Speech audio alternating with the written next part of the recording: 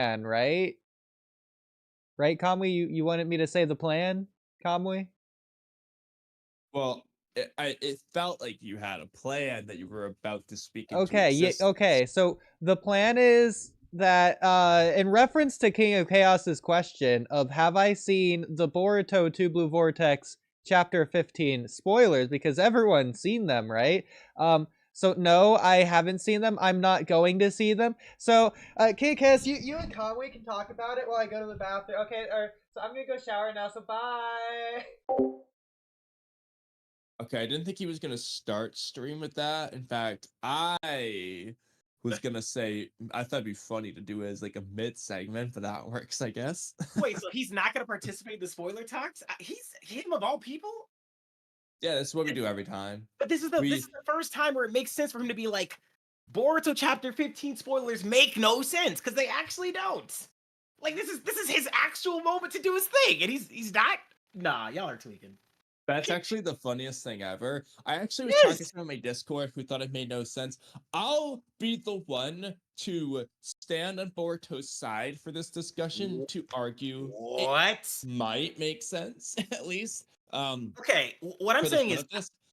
But, well, first off, yeah, King of yeah. Chaos, but give me your full, unadulterated opinion on these spoilers. Okay, so full unadulterated opinion is I'm kind of confused on what they're talking about, and I really want to see the official translation on it because when I looked at it, it said as if I'm going to tell you something and it's not going to matter because you won't change your mind anyways, or you're going to come to this conclusion on your own anyways. So what I think he's saying there, I don't think Boruto's alluding to power because the spoilers I read said he's going to tell him something like information and that he's going to reach this conclusion anyways. To me, this is just going to be a setup of you can't kill me, we need to work together, blah blah, like something like that, which would work in perfectly for his whole end segment where he says he's going to send in the same way as the seventh because he's probably going to come to the conclusion that he can't kill Boruto for some weird reason about needing him. I don't think it has anything to do with his powers. He's telling him he needs to get stronger, but I didn't read into this whole nonsense of Kashin Koji telling, like him teaching him all this stuff. All I remember him saying was that Boruto stated that he would be normally trained by Naruto and he would have let him out and blah, blah, blah, but there's not enough time for that. I understand that portion of it, but where are people getting that Kashin Koji or Boruto is going to take all the knowledge from Kashin Koji to tell Kawaki all of his jutsus or train him even? What information can he give him that gives him a power-up? Okay, so for my opinion, I don't think Boruto's gonna do exactly the same thing as the Koji training jutsu thing, because for one thing, that completely goes against the seeming idea between Kawaki versus Boruto's method of gaining power. So I don't think that's what it is, but I do think it's a similar concept in that Kawaki in the future is gonna do something to get stronger. What is he gonna do? Probably either go ask Amado for Shibai power-ups, or eat a chakra fruit, or eat a thorn soul, or any basically Otsutsuki style way of gaining power. It's the point. He's gonna do something along those lines. He's gonna come to this idea at some point. Boruto's just saying, I'm gonna tell you what you're gonna come up with earlier. So it's the same concept as Koji thing, but it's not gonna be the training. You guys read that? Kawaki's not gonna train. He's gonna get a free power, basically. I'm not, but when I'm reading, okay, so the spoilers I'm reading say, either way. I'll send you another translation in a second. Perfect, perfect. If you have a more updated, clean one, that'd be good. Because I have one that's from a translator who usually does. Perfect. Cool, because I didn't see anything alluding to him about Boruto being able to give him power. All I heard was him, like, what I interpreted from it was him saying that what I'm going to tell you now is the end, that you're going to reach, the end conclusion you'll reach on your own. Whether it happens sooner or later, that's why I'll tell you now. So I thought he's going to tell him information about that, like information. I'm not saying about power, but if you got something, that'd be dope. Let me see. Okay, perfect. Listen, wait, what thing is like, hey, something that will come to. Yeah, no, look what he's saying here. What I'm about to tell you is something you will come to decide of your own accord sooner or later. If it's going to be the same either way, I'd rather it happen sooner. He's telling him something that I feel like it's going to change knowledge. I'm not seeing anything about him making him stronger. Like, how are people interpreting this as a power-up when it's clear that he's giving him some type of information that'll change his perspective, is what I'm seeing. So, reason why. So, basically, well, there's a couple things. Look, Okay, yeah, break it down because I might just be reading this completely wrong. Walky, you need to get stronger. Ideally, it would be through training, but that's not realistic right now. It's Mm-hmm. long. So, what I'm going to tell you is something you're going to come up with later on. Let's just say for a second, you're going to go ask Amado for power up. Let's just go with that for a second. I'm going to tell you that now so you do it sooner because I would prefer you to get stronger sooner. But he's not saying like what I'm going to tell you is not something you're coming up with. He's saying something you'll decide, implying choice, right? Like Something a choice. He'll decide to do later on. Yeah, I think this is going to be. I don't think it's going to be a power, Kamui. Mark my words. This is going to be a decision. This is going to be the point where Boruto says, "You can't kill me because you need me." Blah blah blah blah blah blah blah. I'm telling you, that's where this is going to go. I do not think this is going to lead to Boruto giving him some information that's going to lead to him having a direct power. I think this is going to be like him changing his approach towards Boruto. Like, hey, I no longer want Boruto dead. We need to capture him. We need him alive for whatever. So that definitely could work. My only problem with that is Kawaki's already exhibited that mindset when he didn't kill a Boruto lying on the ground in chapter 13, and B told Eida, before we kill him, we need all his information, and C, Kawaki's seeing that Boruto is clearly needed to defeat the Shinju that he can't be, and D, I lost the plot. 1 second.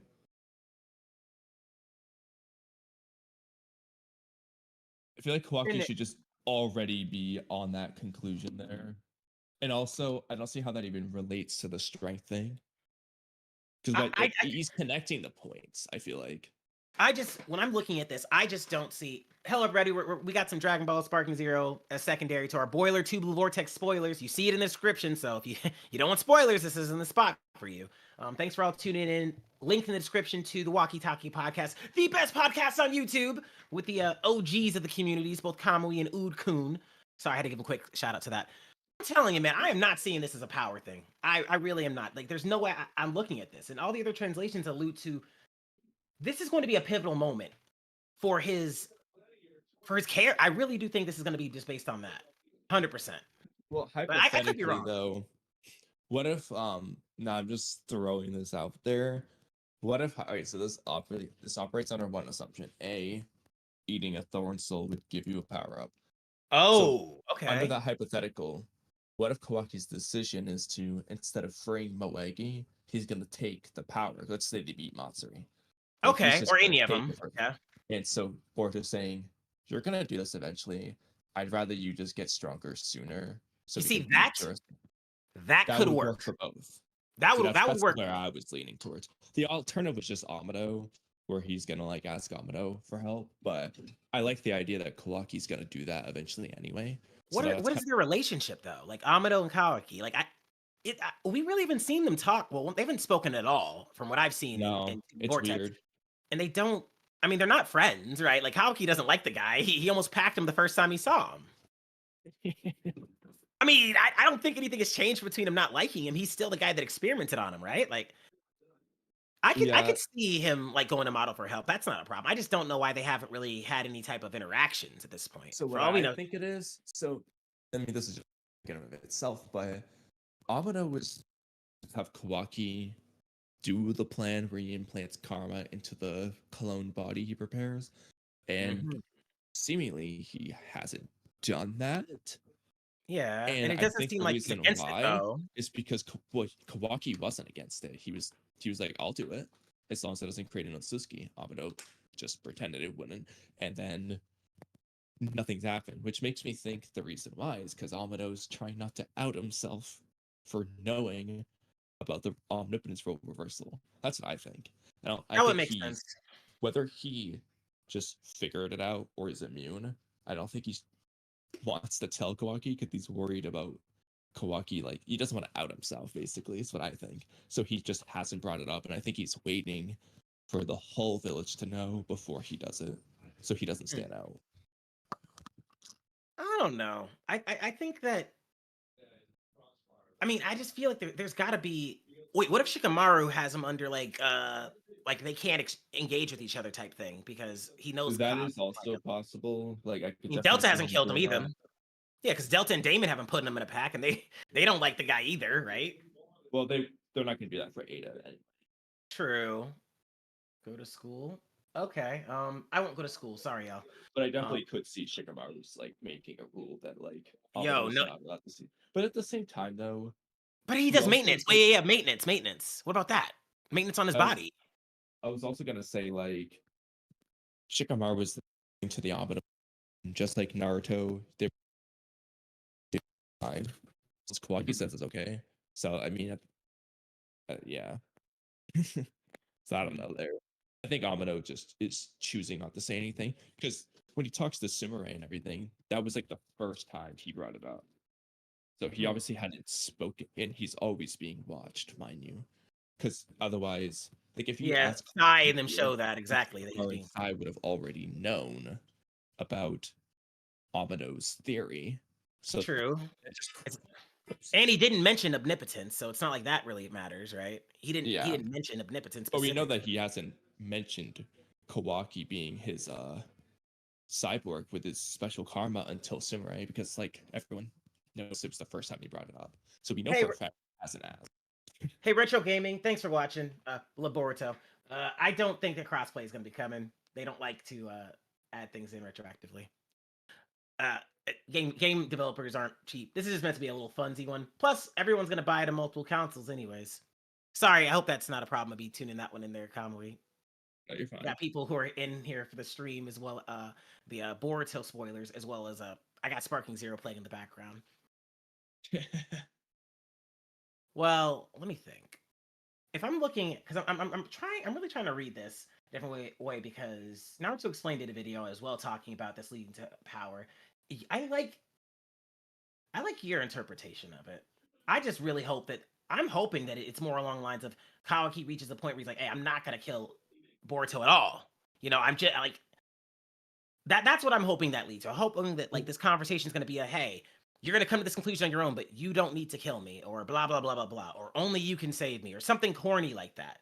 This is a weird spoiler to give us because it's such a cliffhanger. It's like, this is like the best, it's the best spoiler because there's nothing to go off of almost.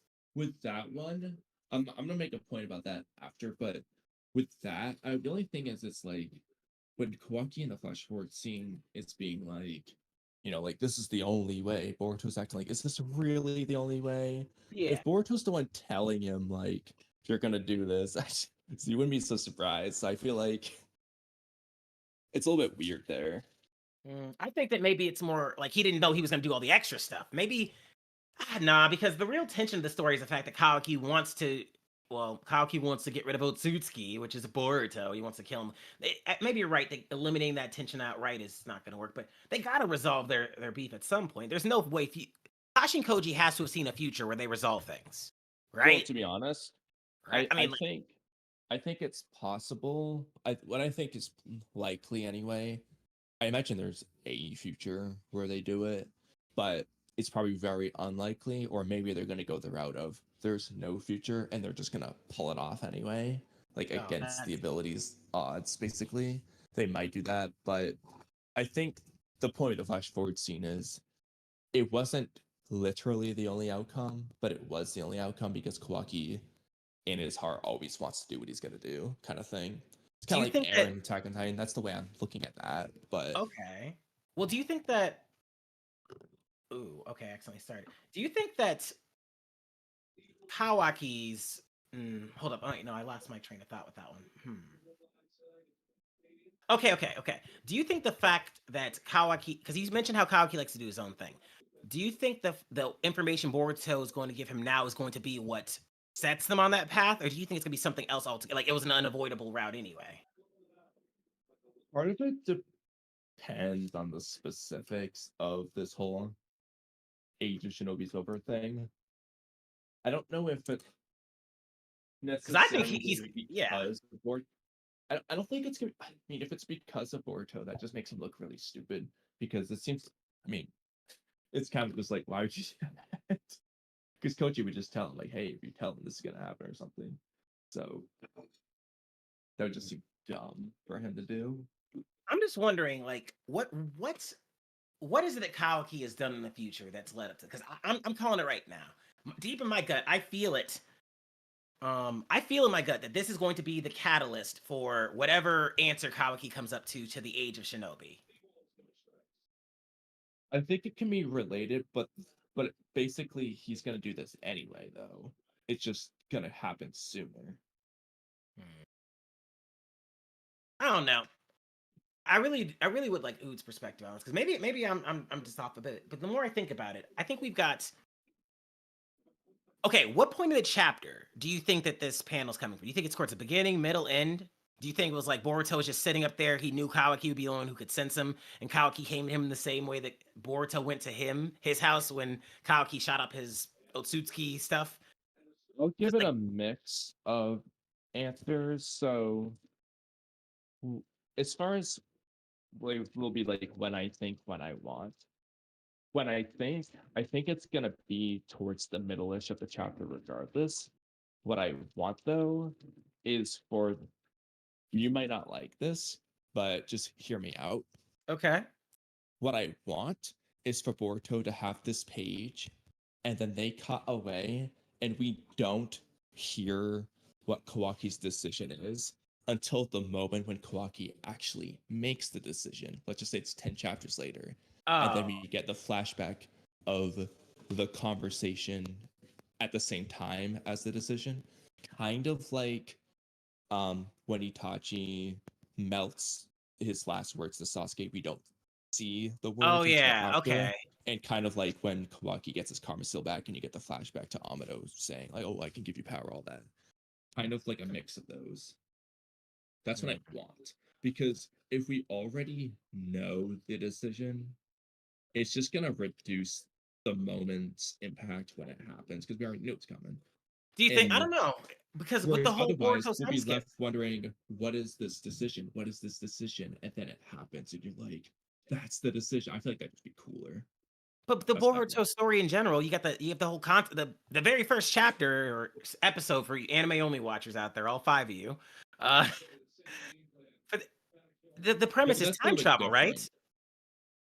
How so? It- With Kawaki? I mean, sure, we don't know what got them there, but like essentially, Yeah, but like, I don't so, know. I mean, part of this depends. Well, there's two things. It does depend on what this decision Moto is referring to is. I was going under the assumption of the power one when I said that previously. If we were to assume for a second it's the flash forward scene, is that is what he's talking about.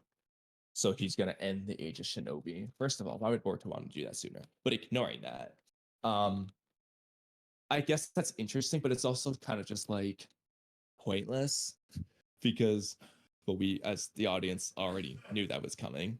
So that doesn't True. matter.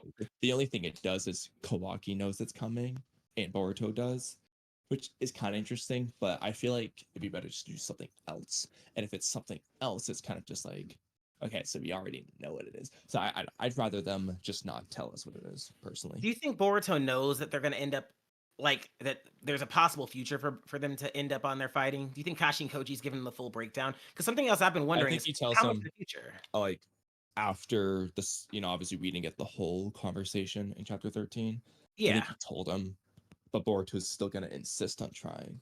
Really? Oh, okay. So you think they have had the full conversation of, hey, all the futures I see, or most of them, lead to you guys fighting on that rooftop. Okay, I could see that. I mean, just because the way the flash forward scene, it seems like Boruto knew it was coming. He just didn't want it to be true. Yeah, I'm kind of. I mean, I think. Well, I think the 10 directions has made it rough in general because you really do have a tough time determining just how long in the future has Kashin told Boruto? Like, is him telling it? I mean, he said himself telling him certain things has led to like the future already changing or whatever, if I remember. Yeah, Hmm. it did. So okay, so what are our other predictions we got for the chapter? What do you think we're going? So what I'm thinking, well, I mean, this is kind of like what I want, more so than I guess what I think, because I don't trust chapters anymore. What I want is a couple of things in terms of Boruto's conversations. I would like Eida to talk to Boruto first. So she sees him, flies over, has the conversation she wanted. Then she like flies back, tells Kawaki to go talk to him. And then he talks to him, and we don't get. It's a short conversation with Kawaki in this case, where we don't, like I said, we don't get to see what he's gonna say until after the fact. And most of so that'd be like the B plot of the chapter. The A plot of the chapter would be about the Sand Village, where, you know, Konkuro gives us some details, or ideally we see the Sand Village, and maybe we don't know exactly what happened. Yeah, we confirm who gets hit. getting If it's some of the Shinji, information, like you see Konkuro walking around the village, and there's all these things, all the destruction, and all that shit. I would like that to be the focus of the chapter, but the B plot being both conversations, Eida and Kawaki. So I want. that'd be nice. I mean, we can also confirm for sure that it is Shinki. You know, I think it's 99.99. If it isn't, then I feel like we're just getting trolled if it doesn't end up being Shinki. Like, it has to be Gaara's son, not Gaara, right? If the Kage had already got packed up, that's something you announce to the whole world. Well, isn't it? I don't even know if they announced that Naruto's dead to the world. I don't know, man. I mean, well, then again, if Gaara got put in a pack and they didn't tell the whole, like the Kaze Kage got turned into a Shinju and they didn't tell anyone, that'd be very goofy. All that experience and power. To be fair, though, okay, that got a lot of weird thing. I need to see how they explain this, because in chapter 8, Boruto Sand Village, and I felt like the implication was that like Code's chasing them there, and that's how this Sand Village situation happened. But then Konkuro's phone call makes it seem like it just happened. He's just now telling everyone. Why he would wait 3 years to tell them? So that makes sense. Or maybe it had to happen while they're fighting. Code didn't do it back then. So then I'm asking, why is Boruto in the Sand Village? What was the point of him being in the Sand Village and Orochimaru's hideout being in the Land of Wind and all that shit? Like, why would Matsuri be over there? If it's not because Code did anything back then, doesn't make sense. So no matter what, I'm not really sure I'm gonna like it, but I don't think Code's coming back in the chapter for me. I'd really look. I get the whole Hagoromo standpoint, but I really do look at Code as like the Kabuto. He's gonna be a sleeper. I'm telling you. He's so unimpressive. More like a Kabuto character in that he's gonna, in my opinion, facilitate problems, but he won't be the problem. Exactly. Like, he's just gonna, precisely. I mean, even dealing with Kabuto, what happened? Madara just, he escaped the reanimation jutsu, so it doesn't really matter too much. Because the bigger problem was Madara. Kabuto is just the catalyst for that, I guess.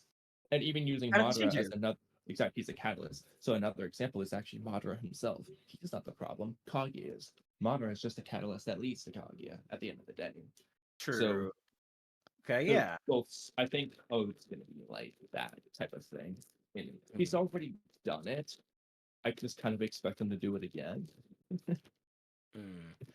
I don't know. I wonder when we'll see him, because my thing is Matsuri was over there searching, right? Or, I mean, I guess the implication is Bug and Matsuri were looking on information on who Boruto was working with, right? That's the implication of why she was in the Sand Village, because, near the Land of Wind and all that jazz with the hideout. It's weird though, because it's just like, why would they even know to start there? That's what I'm saying. Like they have no information on Kashi and Koji. The whole premise of was him not telling him Koji's name because they didn't want anyone to find out. Yeah, Boruto hasn't told anyone, and Eida doesn't even know to look for him because they think he's dead. And Amado's not going to say anything. You know that Amado's not going to say anything about Kashi and Koji. Yeah, he's going to keep it to himself. And so will Kawaki, because they're going to be like, well, Kawaki, how do you? Well, yeah. And if Kawaki was going to tell them about the toad, wouldn't Kawaki have already done so if he was going to tell them about the toad? Exactly. He would have done it in the moment. Like, he chose to say nothing when Konohamaru asked. Or before the interrogation, Konohamaru would have mentioned, who's had that toad with you or something. Yeah, he was just like, what's wrong? And then Kawaki's just like, it's nothing. Because Konohamaru didn't see the toad, evidently. Only Kawaki did. But, yeah, I mean, a good question would just be, why do you think he's keeping quiet, in your opinion? Amado or Kawaki? Kawaki. Okay. Well, honestly, I think that it's a two-parter. One, I think Kawaki's doing his best to he doesn't want them to have any reason to keep Boruto alive, right? That's originally what I would have gone with. Up until when he actually confirmed, like, it's okay, we didn't need his information first.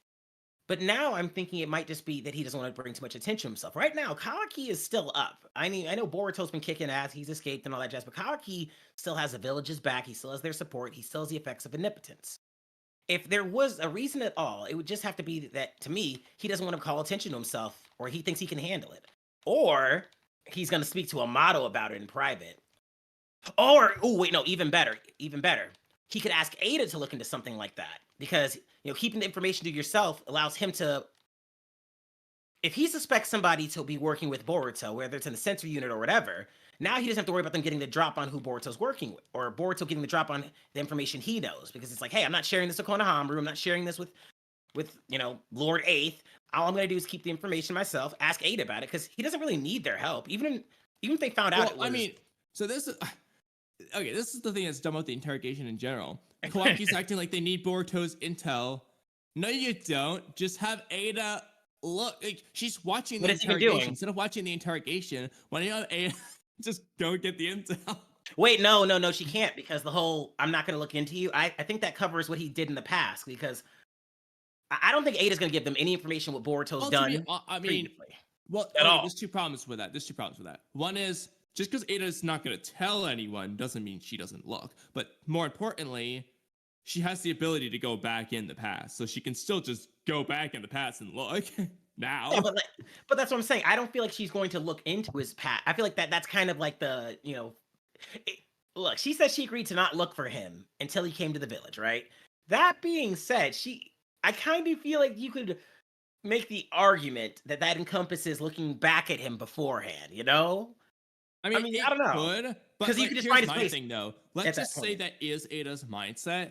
That needs to be shown in the story, because I agree. They gotta say it. First of all, that is a huge character moment for Eida. So it's not just plot related in answering that question. It's just, that's a story beat for Eida, that she is genuinely saying, "I'm not doing that for you, Kawaki. I want you to do this yourself." That's a big moment. So you need that in the story. You can't just what are you doing here? Like, I agree, and I also think that it would be more along the lines of, "Hey, I'll look at where he is now." But if she was going to look at what he did in the past or whatever, she could find his base of operations where it kind of defeats the whole premise, because the instant he popped in Code's thing, she could have just been like, the instant he came back to the village, she could have just been like, "Oh, here's his base, here's his hideout." I feel like she already would have looked into some of this, because she has been wondering, what has he been up to? How's he gotten so cool? She wouldn't even need to have a conversation with Boruto to learn everything about why he's gotten this way. If she watched what he did in the past already, then she wouldn't need to talk to him. She was like, all right, what has he been up to? I'm curious. I don't think she's looked at all. I think she also might not have looked, because of the fact that she knows that people in the village could read her mind. That's not necessarily that's not an aggressive move to read someone's mind, I don't think, right? I would remove that one, because Ikimoto forgot that jutsu, so it doesn't exist in Boruto anymore. Wait, wait, what? No, that's not true. The psycho mind transmission. No. Ikimoto forgot, because if the village knew about the psycho mind transmission jutsu, Konohamaru would not be politely asking Boruto questions after waiting for him to wake up after several hours. They would just read his mind while he was asleep, then ask him questions to see if he's being honest or not. The fact that they didn't do that means Ikimoto forgot. Well, people are saying that, they can't read Boruto's mind because he's an Otsutsuki and his mind shares with Momoshiki. If that's the like plot point they want to do, they gotta write it in, though. That's the thing. You can't just do that without writing it into the story. Hear me out. Okay, so I'm not sure if the mind jutsu is considered a genjutsu or not, or whatever the classification's under. But if it was, you could just make the argument of, a tailed beast is, shares the same chakra. They disrupt it. Momoshiki just interferes with it the same way. The same way that Naruto's that Kurama was interfering with the Sage training, or the same way that Naruto's able to get out of genjutsus, because no one ever used genjutsu in Naruto because he had Kyuubi, even though they weren't even on the same term or likable terms. No, the thing with there's two things. One, the psycho mind transmission jutsu isn't genjutsu, but ignoring that, it's dumb. Not. It should be. It's mental. But ignoring that, though, Naruto and breaking out of genjutsu requires the cooperation of the tail bees. Naruto was putting genjutsu multiple times before he was on friendly terms with Kurama. Wait, you're right. And also, in Momoshiki, I don't think Momoshiki gives a shit whether they get Boruto's intel. So why would he break him out? If anything, he would break him out to piss Boruto off. No, you have to make a deal where it'd be like, I'll break you out of this genjutsu if you let me take over type of thing. Like, Not at Boruto's all. not just gonna do it for free. Well, the thing is, Momoshiki, I mean, Boruto has divine information. He has information about the future, the Senju, stop all that stuff. That's important. That's not just baseline stuff. Heck, for all we know, Momoshiki might be on board with wanting to stop him. I won't assume that though. I won't go assuming that because like that's just headcanon at this point. What I will say though is we saw that the interference was brought when Naruto and the Sage training happened. So I just assumed that like it was something like that because you're right. They could just read. They didn't even need to have a kill on sight order. They could have just read his mind. I'd like to think Kikimoto hasn't forgotten it. They have to address that at some point. He's forgotten it. I do You not think believe so? because You think if, so? if he didn't forget, man. he would have addressed it. There is infinite ways to have used a one-line reference to that jutsu. Let's just say Shikamaru didn't want them to use it. Ibiki could have said, damn it, I knew we should have used that jutsu from the beginning. That would imply, well, what's that jutsu? Probably the mind-reading jutsu. Even that's the most minimal way of doing it. That works. The fact that they didn't even do that just goes to show. I mean, the King of Chaos, Ikimoto doesn't even remember Ibiki's character. I'm doing a whole video on this. You mean Ninja 03.259? The most nice, polite interrogator ever? A random zero. He's the the written exam proctor. He's a memorable guy. Okay, he is. He has the legendary written exam was by this dude. And he's the #1 interrogator and torturer in Konoha. And he had Boruto sitting down. Torture. He's so good at his job that he doesn't use physical torture, except in Boruto, where he only uses physical torture and acts like it's his normal procedure.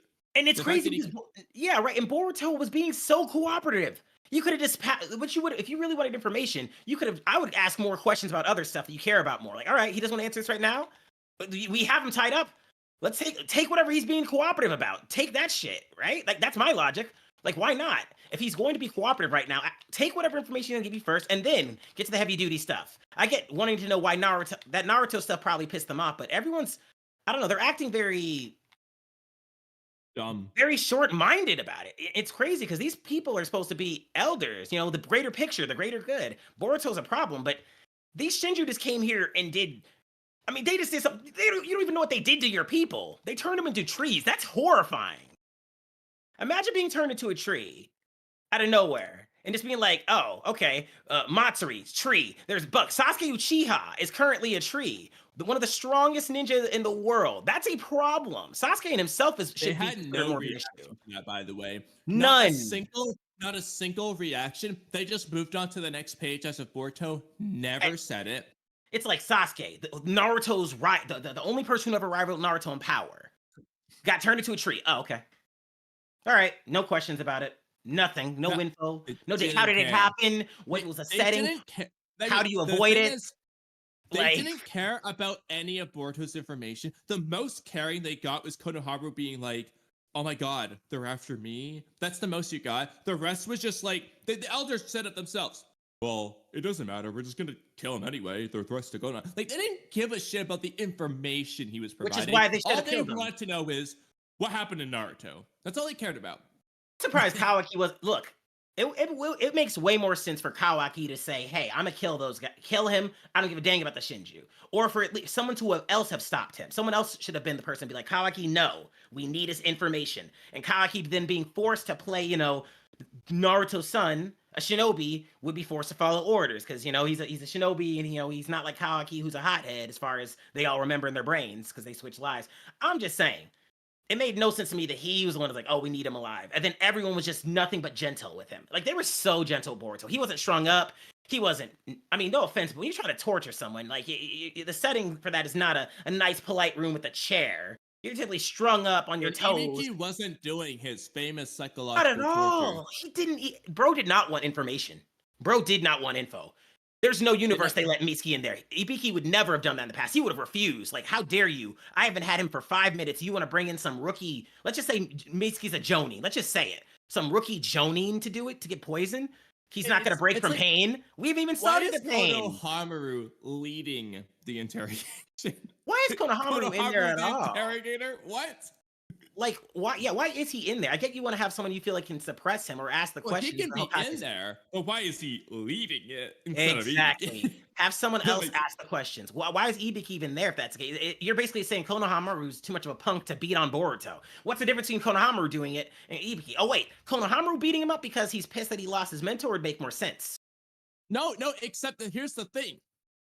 Konohamaru, the one who's known Naruto personally and way closer than Ibiki for longer than Ibiki, is calm and composed. And Ibiki, the guy who's talked to Naruto for like 1 minute of his life, is the one who wants to beat up Boruto and losing his composure.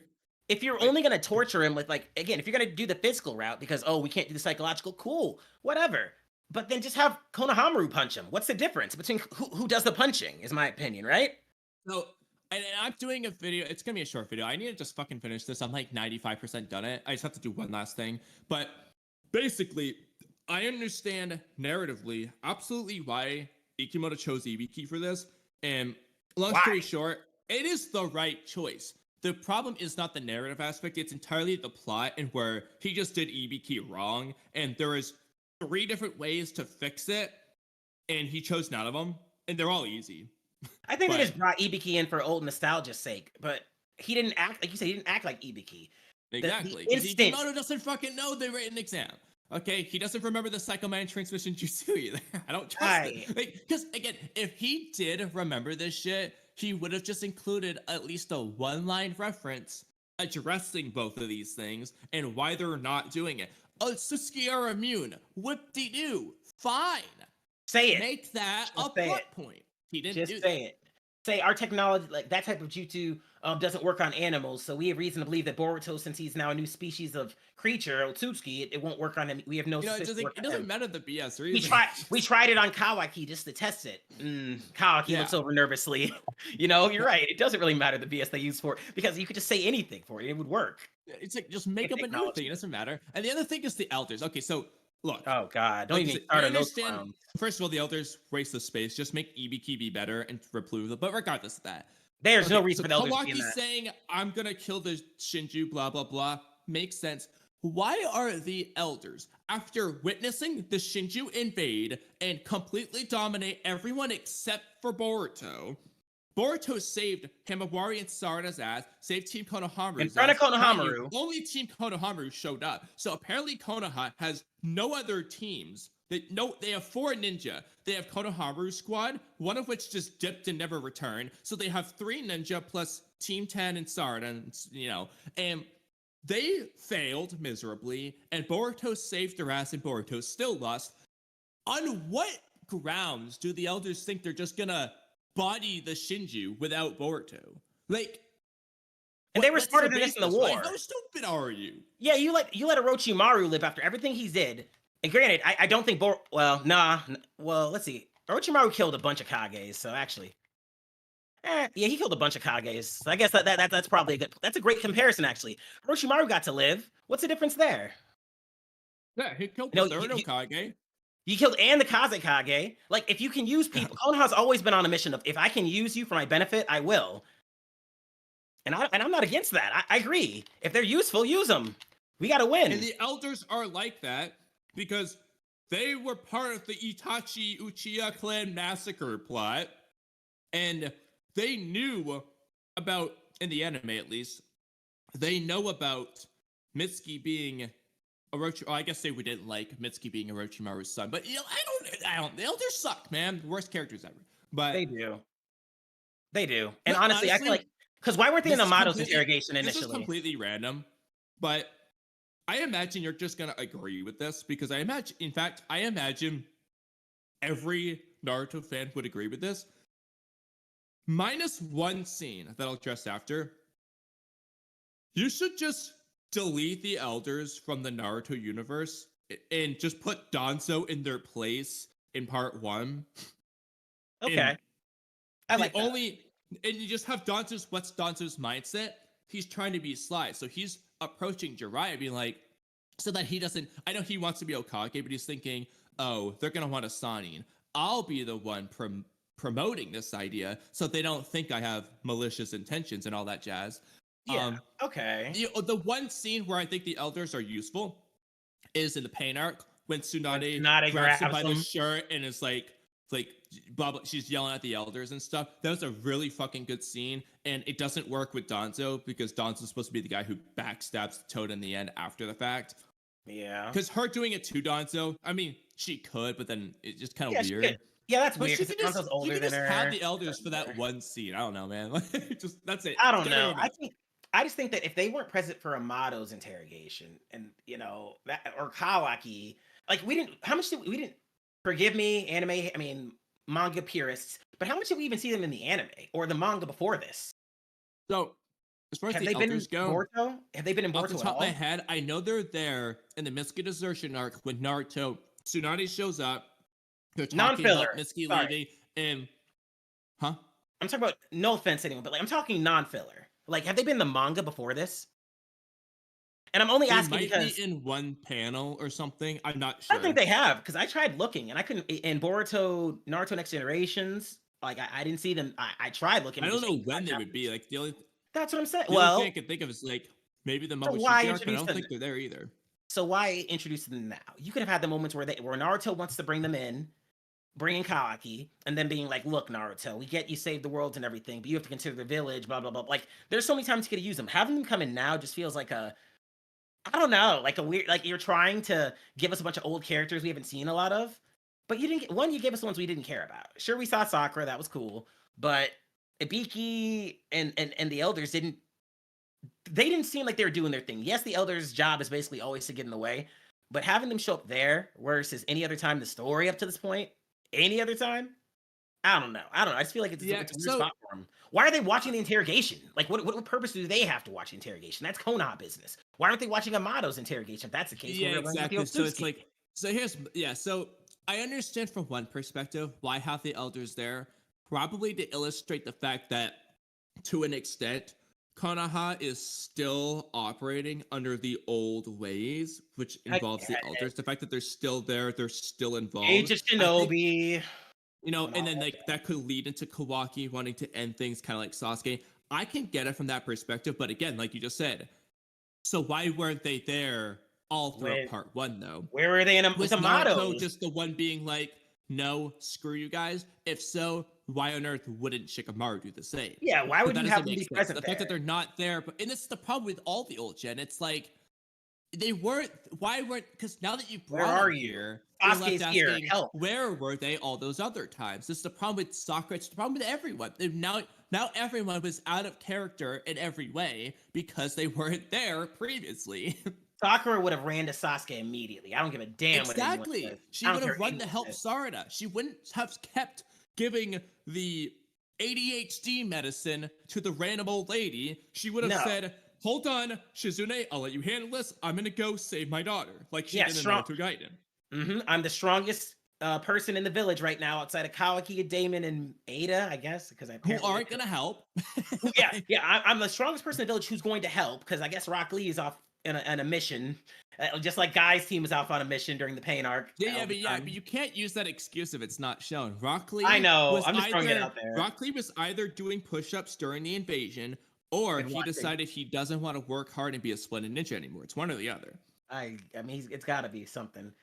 I agree. I just think that the elders' position of being here for this, but not being present when they're getting the whole explanation of the Otsutsuki, their goal. I mean, that's something you'd want all the Kages to know about anyways. You could have the elders from all the other villages meet so that everyone else doesn't have to worry about being, pulled away. You don't have to worry about everyone gathering and meeting. Everyone can keep their forces up. Send them as delegates. Then they serve a purpose. I just don't get why they're here now. And especially during an interrogation specifically. What experience do they have in interrogations? Or torture. And then, so this is why I say, so personally, I would say replace all of the elders' dialogue with Ibiki doing his famous mind manipulation torture. But just even if you keep the elders, they said shit in the most roundabout way, dragged out way possible. Like a direct question. Like, it takes them 3 panels to say, so why did you kill Naruto? It's like, because they just go and say all this nonsense mumbo jumbo leading up to the question. Like, there's I'll ask been- you one thing before this. Blah blah blah. Nah. Yeah. Okay. So Where's Naruto? Okay. Did you kill him? Why did you kill him? Where's Hinata's body? Why'd you kill it? Like all that. Okay, no, where are they their don't- bodies? No, God forbid they mention Hinata. But anyway, Where these the two bodies? pages. This 2 pages was the most ridiculous one. So Boruto's like, the only reason I'm still alive is because of my intel, right? Actually, let me. I guess Oodie's not watching the screen. I'll just read it to you. Okay. The only reason I'm still alive is because of my intel, right?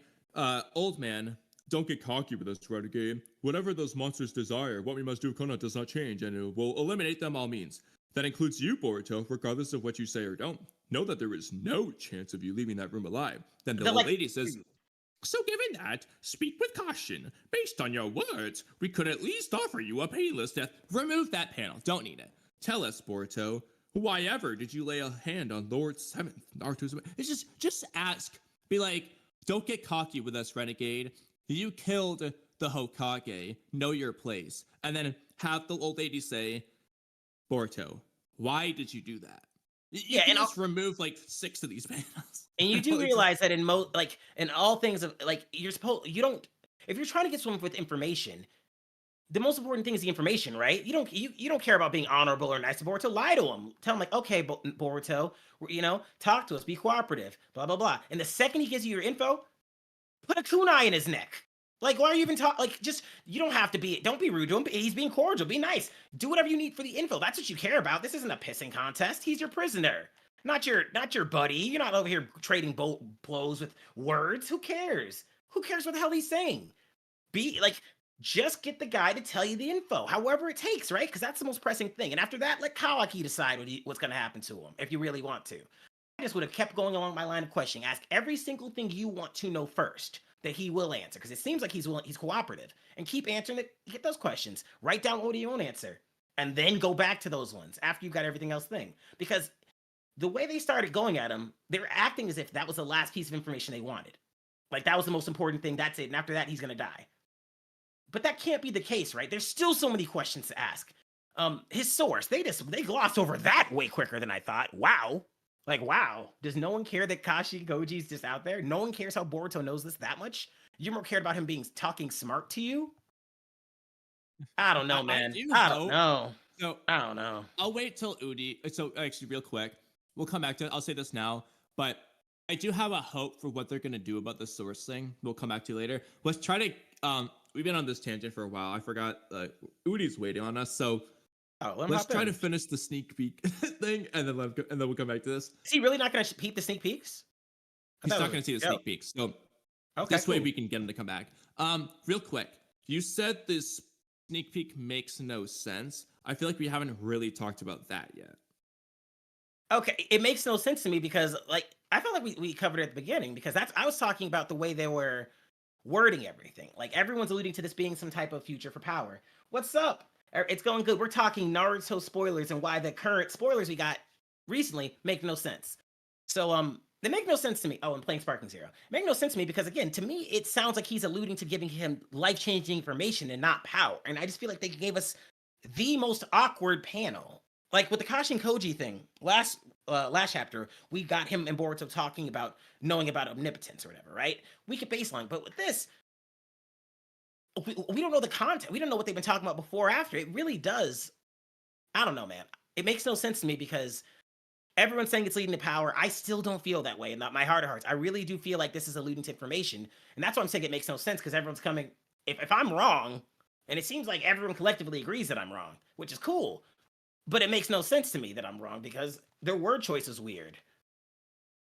That's the only part of it to me but again, that's why I feel like we already covered it. Because I saw what the logic you were giving, but I think you're giving Ikimoto too much credit. And honestly, I don't think he's setting it up for that. See, that's the thing. I feel like I go into every chapter giving him too much credit, and then after the chapter's done, I retroactively give him less and less credit. Oh, really? Dang. Yeah, I mean, it doesn't seem like that's the way he would write that. I feel like he gives us I don't know. He doesn't seem... The information we get there is supposed to be more difficult to get in Boruto. They say that. But I really do feel like he's more, I won't say aloof, but roundabouts with his approaches and his stuff. And I feel like if this is the way he's going... He's like the elders. If that's the case, then the spoilers do make sense. because that's all I got from it. It's confusing and kind of aloof. I mean, I'm not gonna lie. The dialogue in Tubular Vortex, on average, is just weird to me. It's just written in a strange way a lot of time. And I do think this is one of those cases to where I think Boruto is talking about getting Kawaki stronger. And to be honest, completely contrary to my hope, I think he's just going to say it on the next page or something. And then we're just going to know the answer in this chapter. And then it's going to happen later. It's just whatever.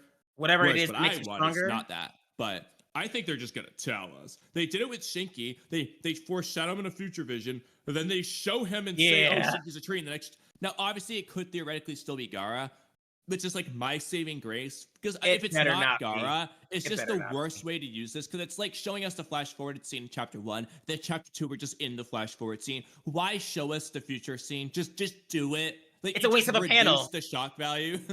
Well, it's a waste of a panel too. Like you could have just had you could have shown his outline or whatever, and then people could show him from the side, like they do. So they do this. Obviously, they show Hidari's full face later in the chapter, but in chapter 4, they start with a side panel of Hidari where you can't actually see his face.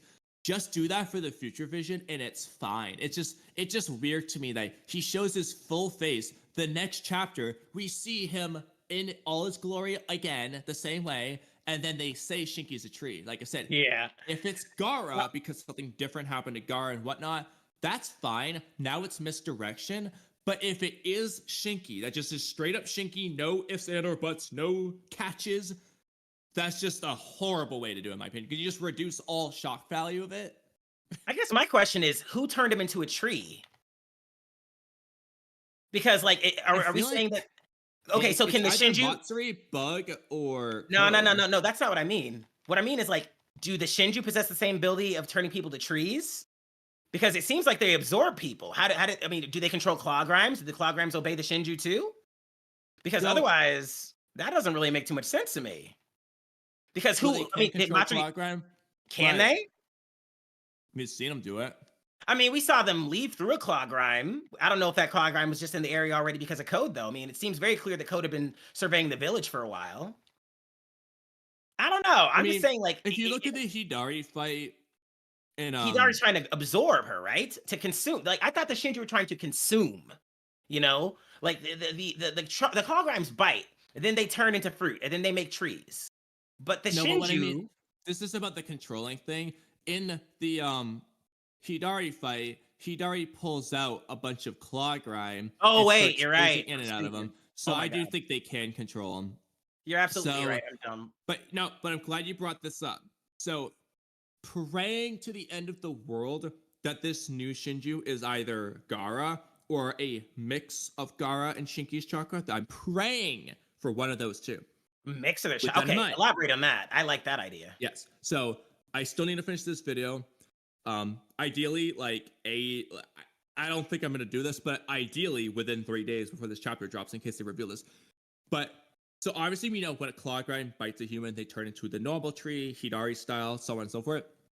But we don't know what happens if, like, for example, if Hidari devours Sarada, what happens? True, or anyone. So obviously, in Jura's case, he was kind of putting Himawari in a tree, so I can understand if she's a tree. But for Hidari looks different. Presumably, Matsuri and Bug will look different as well. So what I'm thinking is Gaara, because Conqueror was a little bit weird. I feel like he's mentioning like they got taken out about Gaara's fate to me. They say Gaara got taken out. Like, what does that mean? And it's just like, is Gaara? I really hope Gaara's not just sleeping. I want something strange to have happened to Gaara. Oh yeah, right. Yeah, right. That's not happening. That's not happening. I'm hoping. I wish. That's my hope. So Shinki's case got bit by a claw grind and became a normal tree. But in Gaara's case, what I want is that Matsuri devoured him. He's still alive, just like Shinki, but he's got something strange. Maybe he's in a coma. Who knows? The point is, because Matsuri devoured him and got his chakra, she's also the one who's like, oh, let's pluck this thorn soul now. I can't wait to see it. And she's the one doing it all. I hope that's because Matsuri devoured Gaara. And so she's the one who's in control of this. So she can do whatever she wants with it. In this case, she chose to make a new Shinju. Okay. And that would be this for you. That's what I want. And that'd be nice. Narratively, I think it's way better. And I got to do this video ASAP. But Whether or not will happen, we'll see. But Yeah, that's what I'm definitely hoping for. Because then also, it led at the whole Shinki future. I hope it's vision stuff. neither. I hope That it's neither. saves it because now it is misdirection. You think it's Shinki, they're basically telling you it's Shinki. Oh wait, it wasn't actually Shinki. What if it's that neither? Works very well. What if it's neither? Well, the problem with neither is There's a lot of problems with neither. There's a lot of problems if it's neither. If it's not, I mean, then it's just kind of like, okay, so what's the deal with the Sand Village stuff?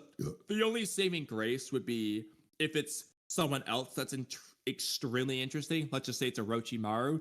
I'll forgive it because it's so interesting of a choice that fine. Oh no, I won't forget it. But if it's like Baki, I love Baki, but even Baki, bro doesn't exist in the Boruto manga. You probably don't even remember who Baki is. I do not. Anybody remember Baki in the chat? And Baki is the third most important, or fourth most important person in the Sand Village. After Gaara, Shinki, and Kankuro, you have Baki, the sensei of Gaara, Shinki, and Tamari, who was the strongest Jonin in the Sand Village after the Kazekage. So I agree. And nobody knows who Really? he is. Okay, Oodie, I'm glad you just came back. At this point, I think we're done with the sneak peek. Yeah. We've been going on Wait, lots why of isn't he tangents. watching? Yeah, why isn't he watching this? Oodie, why don't you want to see the spoilers though? If I may ask, I'm just curious. Well, because they're spoilers. It's pretty, Actually, it's pretty okay, I respect that. self-explanatory. Yeah.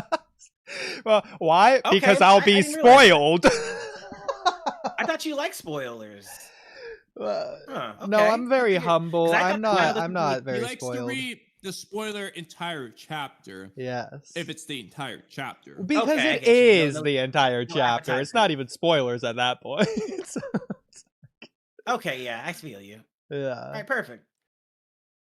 Now we can start our actual stream. And just so you guys know, we have 45 minutes of good time, I think.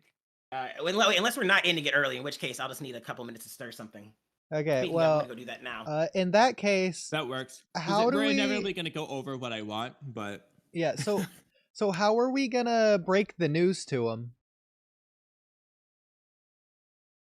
What do you which guys think? news? Yeah. So how are we gonna let space down gently? Oh, what is he Well, saying? You know, I guess I'll just nail in the coffin. I'll be the one to bite the bullet here. So space, Oh, I see it. unfortunately, this is, well, I don't know what you're looking at, but unfortunately this is not a JJK stream. I know, I'm sorry to let you down. It's not our fault, okay? I'm not the one who decided to release the Boruto sneak peek today, so don't get angry at me, mister. But it's unfortunately been rescheduled, postponed, delayed, whichever adjective you prefer, and we'll get back to it. That being said, back to Boruto. I love this. Oh, I'm not going to get upset. Just a shame. Oh, you know what? I just forgot the Yeah, sounds intro upset that not intro, but like my coming back words that I had planned. It was gonna be a rhyme, but so my words was gonna be, "You chaps done yapping," and I thought that was gonna be like a good segue back to me being here again. That's not how segues work, but hey, how you guys doing tonight? 45 more minutes of stream. Let's go. All over the place like crazy. Yeah. Well, I agree with Baki and Tamari. They are in the Sand Village. I agree. Well, Tamari's not in the Sand Village. Well, I'm back. That's not what I said. she was at one point of time. Yeah, she used to be. But anyway, my point though is, let's just say it is Baki.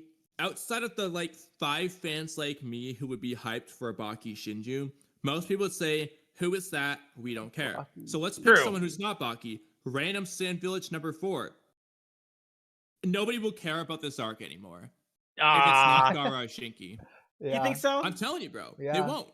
Like, Baki at least has the 10 fans who care about Baki. But I mean, wouldn't that subvert our expectations or whatever? In a Isn't bad that way, good? yeah. Yeah. Honestly, Gaara's the only character from the Sand Village that the majority will care about. Like, even if it was Konkuro or Tamari, that's just like, whatever. That's the same as, I don't want to say Moegi Shinju, because it's more important than that, obviously. But Yeah. maybe like a, No, it is. more important than Bug I as mean, It's well. not. Those are Yeah, really, I think it's really important for true, she's important for Konohamaru's development, right? Well, no. She will be important for Konohamaru's development. She hasn't been yet. Hey, she Yeah. packed up Gaara. She took out a Kage. That's a Kage level feat. Well, we hope. Well, I guess But we hope. I can't believe we're preying on Gaara's downfall. I hope. Well, so here's the thing, though. Yeah. Even Ikimoto.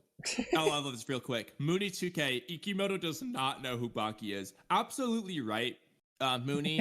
If he doesn't know who Ibiki is, he doesn't know who Baki is. But the thing ultimate is, even puncher. Shinki, Boruto manga only fans don't care about Shinki. They barely, if they even remember him at all, they remember the off-screen fight he had with Metal Lee, and they remember his one-page conversation with Gaara. You know, Wait, in the anime they had a fight? Really exists in the manga. They had a fight in the anime. it's not in the manga. Yeah, that's True. if you're an anime viewer, you are not a manga only fan. Oh, and you wait, know how yeah. many fans have for years have been like, "Oh, the manga's so much better. Just be manga only for so many years." Yeah, you've got so many of those people out there. How many of them actually care about Shinki? Probably like 3. Exactly. Yeah. And I Yeah. personally just think it makes way more sense to develop Shinki, the actual character, using Gaara, than it does to Oh. just have a new character that looks like Shinki be a different person and just do nothing with Shinki himself. Oh my god, I I got a just- comment that's funny. No, we're not talking about Baki Hanma. We're talking about Baki from the Sand Village in Naruto. No, we're talking about Baki. See, not He's even a- Naruto he's a- fans care about who Baki is anymore. Oh. It's been too long. Also, yes, I did notice. I do notice a delay, especially with the standard controls. Classic ones has less of it, but yeah, there's like a brief pause. Oh, But you're no, playing not Daima? Baki Hanma. Baki Hanma's. That's Hilarious. not the most memorable Baki. This other Baki has win release, probably. I have no idea Yeah. on his YouTube. I'm Bro, just kidding. he beat Hayate with a wind Yeah. sword. It was cool as shit. Yeah, Wait, back in the Hayate? tuning Who's exams that? 20 years ago. Exactly. Oh, Hayate. Exactly Oh, Hayate. who's If that. King of Chaos, a diehard Naruto fan, doesn't remember all these characters, does Ikimoto remember Hayate? I mean, I know Anko and I know a bunch of basic people, like French-esque people, but I did not remember. But I guess he did Hayate's beat the that guy one who was guy. coughing in the prelims, the coughing proctor. Oh my god, that's a bad feat. Is that a good feat? Are we considering that a solid feat? He was strong, yeah. Hayate was a very talented shinobi, according to everyone. They were shocked when Hayate was dead. They were like, "No way, Hayate's dead." Shut up! They say that about everyone. I'm just saying, bro. Kankuro- Hayate is a big deal. Actually, hold up. You got a point. They were more shocked about Hayate getting packed up than Kankuro. Kankuro said it like it was a normal Tuesday. Like, yeah, Gaara got taken out. Just a casual. Yeah, dude. Honestly, I love that. Hayate I- is stronger. Well, plus keep in mind that Hayate did just speed blitz Neji at the end there along with all the other Jonin. And two, I'm Oh my going to God. send you 2 panels. Give me Okay. a minute to get the second one. I'm going to send you exactly 2 panels. And with these 2 panels alone, the ratio of Naruto and Sasuke to Himawari and Itojin is going to be about 1,000,000,000 to 1. Let Of me just find the course. second one. Well, Inojin and Himawari's relationship isn't supposed to be. They're not the Really? protagonist. I mean, protagonist. last I checked, Himawari's power-up very closely mirrors Naruto's in the Land of Waves when Sasuke quote-unquote died. But anybody that could have happened to Chocho if she would have done that. I feel. That's You think that the it was? problem. It could have happened to anyone. That's why it's bad and meaningless. It Hold on, I'm not doesn't saying it's not matter bad. to anyone Oh. because it could have been. See, that's the problem. Ideally, if you're gonna do something like that, you want it to be a character like you want to use a. So if Himawari's gonna have this moment, you should do it with a character that they are the only character it would work. If you could just swap out multiple characters and it's equal as far as the scene goes, that's not ideal. Now, obviously, there are exceptions. Like if you're just gonna have a clerk at a desk, yes, anyone could be the clerk at the desk. That's not the important scene in question here. But in the case of Himawari Inojin, yeah, the fact that you could have put Chocho there and it changes nothing, in my opinion, is kind of a problem. The fact that you could have put someone who wasn't on Team 10. You could have put Nishi there, and it probably would have been the same. Now, in chat, look at these 2 panels. Okay. By the way, Kamui, I did want to redirect you to the thing that I posted just a minute ago because I feel like you would have liked that. That was relevant to the previous conversation, but yeah. We will in a second. Okay. But, you know, Okay, back to derail your thing. expert over here. Okay, I see it. Oh, yeah, okay. So, I'm not asking for much. I'm asking for these 2 panels, basically, from Himawari and Itojin, and you know what? I'll stop complaining. 2 That's a bit much. Why? Kishimoto did it twice! The first one's less. Like, I think he could. Okay, the like, first one's good. Itojin, No. I like the first say, one. Itojin, why did you save me? Itojin could say, why? You ask me why? And then we get all these panels. Okay? Like, I'm not even asking you to show me it in the story. I'm asking for flashback panel montage like this. And Ikimoto couldn't even do that. But we have some implied knowledge that she's been training with Team 10. Oh, Also, no. wait, one second.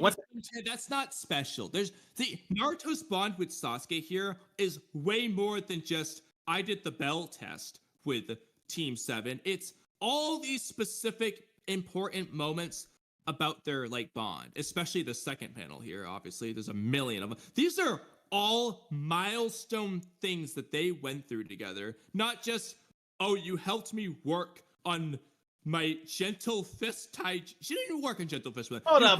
Nah. Hold up. We have the snake arc. Oh, you're talking about during the arc when they went to get Kawaki, Schultzy. Well, honestly, I'd say yeah, that's right when I think who wait, Deepa and the other guy. Who's the other guy? Deepa and the other dude from that one arc with Deepa and the other guy who's with him that Orochimaru fought. Victor? Wait, what? Victor, yeah, Victor. You're talking about Victor. I got a comment talking about, the last thing I watched I didn't know people were this excited about Boruto. The last thing I watched was an arc with the snake guy fought someone with a missing eye. I'm like, oh yeah, it was Victor and Orochimaru doing battle. That was a good ass fight too. Allegedly filler. One of the best arcs in Boruto. It's not even in the manga. I want to reiterate it's that filler. This first scan with Naruto and Sasuke happens in like the middle-ish end of the Land of Waves. And 2 Blue Vortex, Inojin dying, is around chapter 11, which is about 44 chapters in terms of Naruto, we're being generous. That's past the Land of Waves. And so, in a single panel, they're doing more development than the entirety of 2 Blue Vortex. In a single panel. Not only that, but filler helps that, though. Has the 80 chapters of part 1 it could have used to its benefit, too. That Land of Waves obviously doesn't have, because it's the actual first arc of Naruto. But then you get 1,000 episodes like One Piece. Is that what we want? We want 1,000 canonical episodes you have to watch every one panel. Whoa. Ooh, you've gone too far. No, I haven't. I like the series. I'm sorry, I want more of it. Thank you, Shultz. No, that's... For a monthly... we already have over 1,000 total episodes, by the way, of Naruto and Boruto. Oh, that's just... I think that the filler is supposed to be supplemental to like the day-to-day. I think that what we're going to do when we get the flashbacks, we're going to see them together. We're going to see them training and Chocho holding them and Inoji being like, it's okay. It's too late. They should have done that in the moment. It's too late now. You think the moment's gone for that, like lost for the where did this come from? Like correcting it? Well, no, they can do it after the fact and make the future better, but the scene with Inojin will forever just be bad in the anime fiction. Now look, I'm gonna give you another thing. Look, so obviously Sakura has gone through an arc with Naruto in the Land of Waves, but just this one page of Sakura is infinitely more impactful than anything we've gotten with Himawari and Team 10. It's just... Wait, say that again. Say that one more time. This one page of Sakura is infinitely more impactful on a character level than anything we've gotten from Himawari and Team 10. I will say that to my grave. Yeah, I mean, but it's a... Yeah, okay, perfect. So you're saying that, I mean, yeah, I can't disagree with that because we haven't gotten much from them, but like they have 3 years to show us. It's a time skip, like, you know? You're right, and they've showed us none of it. True. We got Boruto's flash. You know what? Nah, hold up. Because you're on Boruto is not Himawari. No, you're right, because we have not gotten anything about Konoha in the past 3 years, and I feel like that's been a little bit disheartening. We need to see what the hell happened right when Boruto left. I They're already not talked going how to I think show that us because that's it gonna ruin already it. doesn't make sense. They've already ruined it. They gotta show us I want something. Two Blue I Vortex to need be to see so something. bad that it's just the funniest thing I've ever read. Hey, there you go. Rewatch Boruto. What arcs do you think are the best arcs? Mujina Bandits arc. Yeah, Really? I like that one. I do. As far as the baseline one, the Mujina Bandits arc is really good. I did like it. I also like the Well, I think it's good, but I wouldn't say it's the best.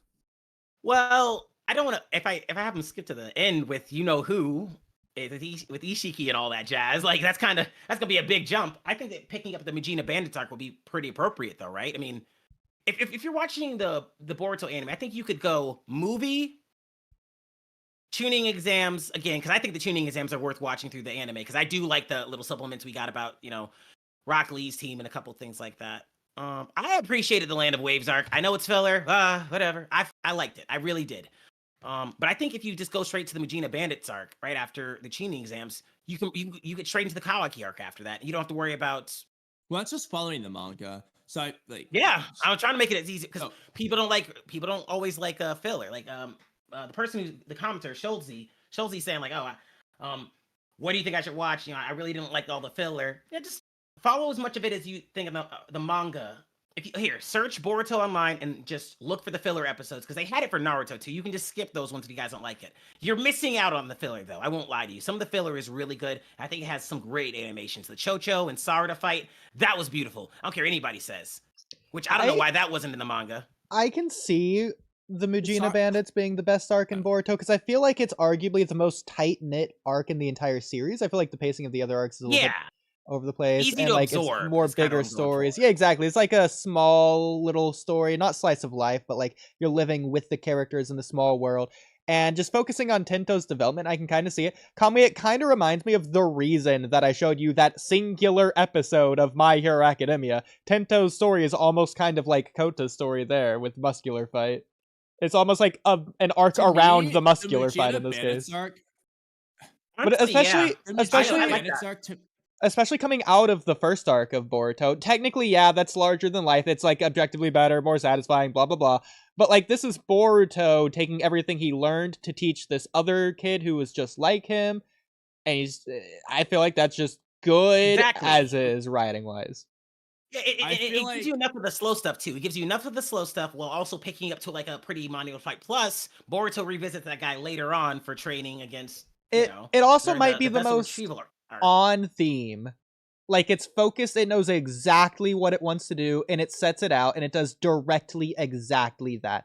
Unlike other things that are like it's super contained. Yeah, unlike other things that are like slightly irrelevant or just like thrown in there, or like there's multiple things going on to focus on. I feel like there's just one singular focus on this arc, it's solid through line.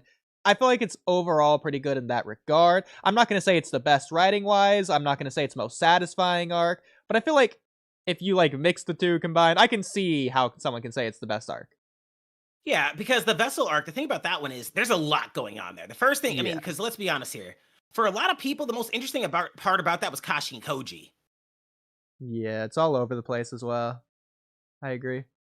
There's just so much to follow there. You gotta like, okay, so there's a blimp, they're going here, now there's Kawaki, wait, there's an organization, wait, Owl's back, wait, now there's a guy with toads, he used Rasengan, and that's also, I think, if I'm correct, no, that's the second time we saw the activation of Karma from Boruto, right? When it resonated, there's that too. There's just there's a lot. Real time. We saw that's what I'm saying. A tiny one. Yeah. When he was in Momoshiki or something like that. No, it wasn't Momoshiki. It was when in the Mujina Bandits arc, it slightly activates and paralyzes him. Yeah, and then he gets all so perfect. And I think that starting off there will give you everything you need to really just start. So you have Boruto, you have a weird thing happening with his hand. What's that? And then you get the rest of it. Because my favorite from it would probably be the code arc. Like, I think the code arc was really well done. I do.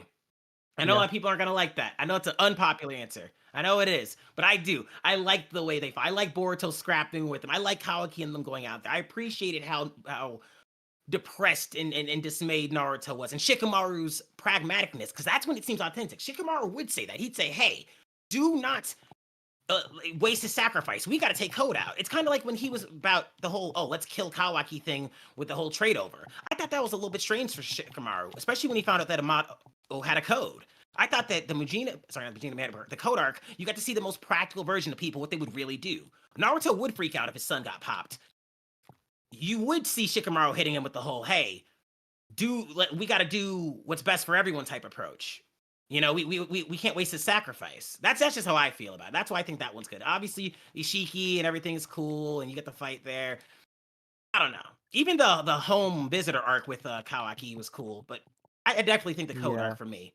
Plus, that last fight was good. We can't even lie. That fight was gorgeous. The fight's good, absolutely. Real quick, I was just gonna say this. Yeah. So the Mujina Bandits arc, I was gonna say it's like 5 minutes ago. I feel like would make for a really good long one-shot chapter. I agree. I was gonna say the same thing. Require a little bit of condensing. Yeah. Like I was gonna say, it works perfect for that. And I think like if hypothetically, if there just wasn't a Boruto series in Kishimoto after the Mito manga was like, oh, let me just show you this Boruto one shot. Like this would have worked, and I think it would be satisfying. You know how they should have done it, Kamui? What they should have done is similar to the Mitsuki one shot. They should, or Naruto Gaiden. They should have had the movie adaptation its own separate thing, manga. If you want to have it a manga series, have it its own separate thing, a single volume, whatever. But it's not part of the Boruto manga. I think Boruto manga chapter 1 should be the Mujina arc in the same way that Samurai 8 is telling its own arc as well, and that was like 80 pages. In the same way that Naruto chapter 1 is telling the story with Mizuki, and then you never come back to that. But like, I feel like this just works perfectly coming out of the movie. That's what I'm saying. That's why it's a great to start. Wait, hold on. Real quick. Oodie, I don't know if you're getting the same feeling, but not only have we had this exact same conversation, and I'm about to say the exact same point I made because I remember this exact same conversation, I literally think we may have had this same Sakura panel on screen when we had this conversation. It could be 2 completely different deja vus I'm feeling right now, but so I'm sure that we have a clip of this, but to reiterate, the only problem with that is the Momoshiki Karma prophecy thing. I agree. In the movie, obviously, that doesn't exist, and you gotta address it because the karma is so important to the main story. I think it should be in the main story rather than it kind of needs to be there. So the alternative is basically to remove all that. Now, obviously, removing the prophecy is great because prophecy ended up being bogus in the end, but the karma still is kind of still important. So I don't know. I kind of disagree with that because I think the way they did karma makes no sense. They should have had it. Oh boy, don't be saying that around us. All it takes for him to say during the fight, sometime I touched you, or something, and then you have Sasuke being, and then it showing up in his body and being like, "What the heck is this?" And then all of a sudden he starts seeing like, "Wait, you're supposed to be gone. You're a ghost. You're not real." Boruto starts thinking he's crazy because he's seeing a ghost. He's like, "It's okay. No one else sees me because right when you before you hit me, when he dodged my hand and deflected it, I placed the karma seal in your hand at that moment. Or when I grabbed you and I held you." They never even address that. They don't address how it actually happened. And how we got to do it after death. Because why couldn't Ishiki? That's what I like. So I think you get rid of that. I think you get rid of that and you just say he must have done it when he got hit. King Kaz, have you seen Tokyo Ghoul?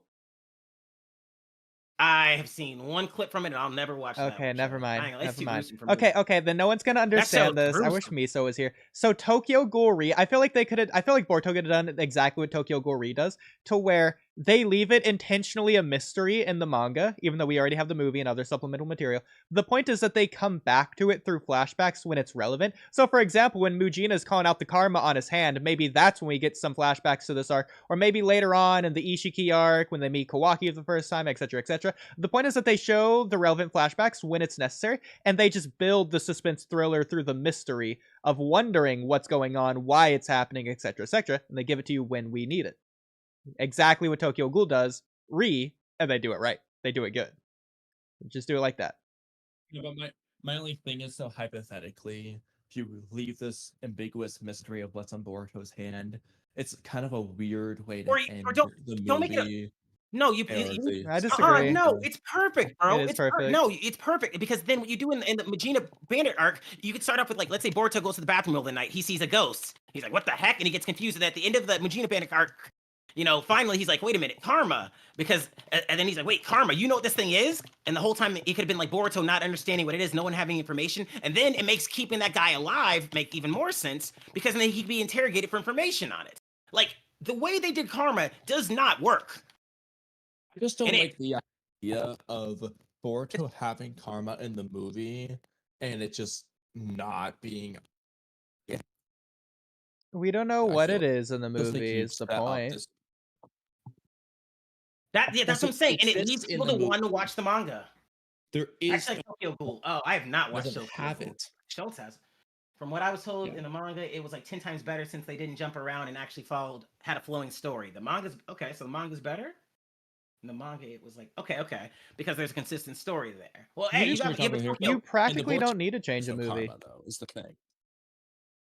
I really don't. I think you leave the movie with him being like, "What is this on his hand? We don't know." Blah blah blah. Mujina Bandit art ends with him asking. He doesn't do that in the movie. He doesn't have karma in the movie. His hand's normal. So that's what I'm saying. We modify it. We end the movie with him doing that.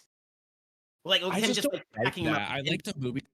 Really That's that weird. It's a weird pause though. It's like it comes out of nowhere. This guy he's dead, and now that he's dead, he's basically a god who can freeze time and put the karma on someone, and he puts it on Boruto. Sure, Star of Hope, blah blah blah, whatever you want to say. He is a child of prophecy, like every anime character always ends up being for some reason.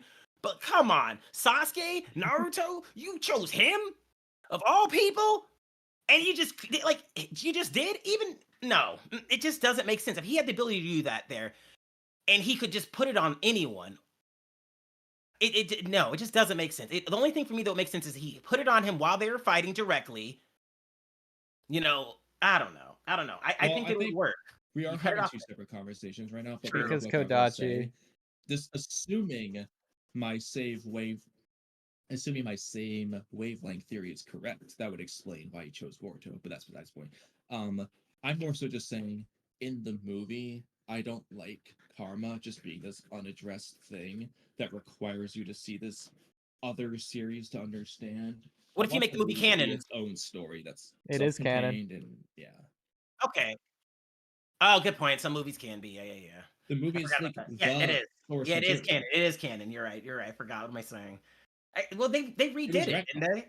Yeah, they retconned it. Yeah, but because But I'm saying if we're having this be like the manga of Boruto just starts in Mujina Bandits without changing the movie, I don't. If you're gonna retcon the movie, I'd rather them readapt the movie as a retcon than just randomly introduce a retcon like without even doing. Yeah, I don't know. Ikimo could get away with it. Well, you'd have to readapt the movie into the anime anyways. Naruto and Sasuke's willpower is too strong for Momoshiki.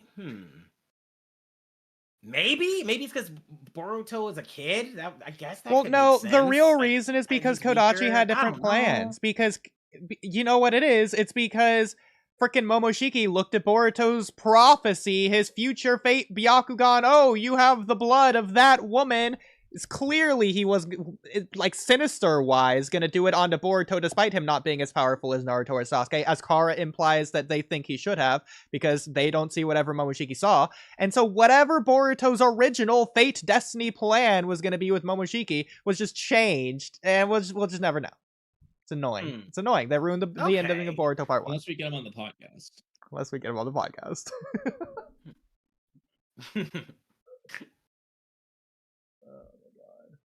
But Kamui, if you hate Momoshiki's prophecy being the movie, just take it out and just watch the movie from Naruto's perspective, and that's okay, King of Cass.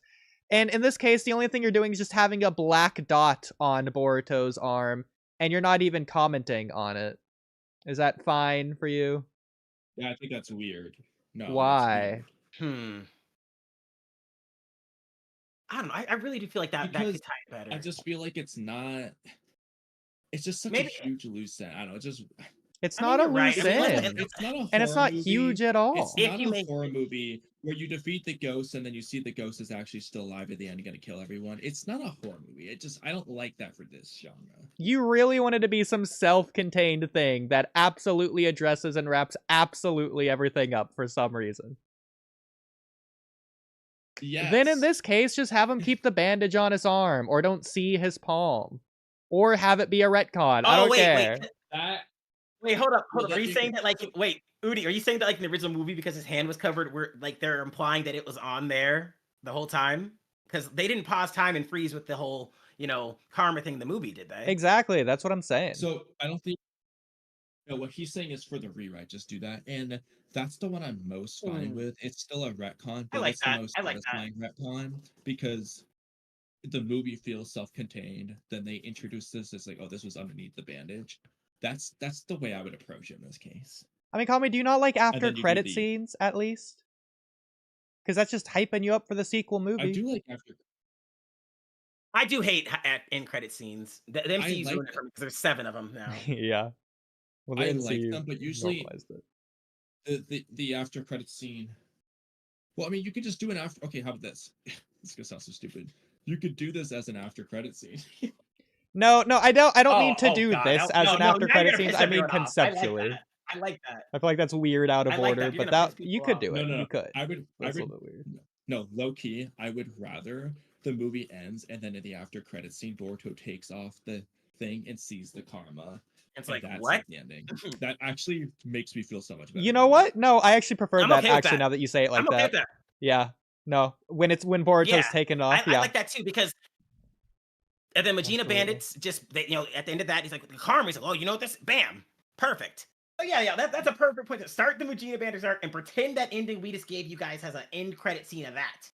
And that literally Yeah. works. So that's actually. I agree. awesome. I love would be a that. great rewrite. Oh my god. Yeah. Now, Kamui, I do want Smart to cookies. say I'm impressed. that regardless, I still think this works either way because it's like hypothetically, if you did end Naruto at the Land of Waves, that's okay. Because even if they're hinting at a bigger corrupted world that Naruto's gonna face and the fact that he's not Hokage yet, the point is that we've experienced Naruto's journey up to this point. We know that going forward, he's gonna face obstacles, but he's gonna be okay. We're essentially Nagato right before he dies, to where we're putting our No, faith, we believe in Naruto Oh based on god. everything we've What? seen. No. So... Here's the don't need difference. that. Here's the difference. With Naruto, you're confident Naruto will be okay because of what his team just took over. But in Boruto's case, I'm not confident that Boruto's gonna be okay because it seems like this god that Boruto couldn't defeat on his own, mind you. He had to rely on Naruto's power. And Sasuke helping him else. with the And attack. this is an internal thing, so the implication is that this god is inside Boruto, like Kurama, Sukuna, all these other shows we've seen. Why would I be confident Boruto can solo take care of this based off what he's done here? Okay, Kamui, Why would that's I be wrong on confident? so many levels, and I don't understand why you of all people are saying that, because you understand the point of the movie. First of all, you could apply that to Naruto Part 1. There's kids out there stronger than Kakashi. If Kakashi's not there, what's Naruto gonna do? He's not gonna be able to change the world. Look how weak Naruto is, bottom of his class. I don't trust in Kinda cap, Naruto. though. Naruto, Naruto when he said that was the cap. demon Cash of was the fine. hiddenness. He did ultimately suppress the Night Tails when it just went away when he stopped himself in front of Haku. So from our perspective, it seems like Naruto can somewhat contain this. It's not like Yeah, as Sakura just needed to like, save Naruto the first time I've Zabuza watched showed all up of in them, the Space. first place. Every single one.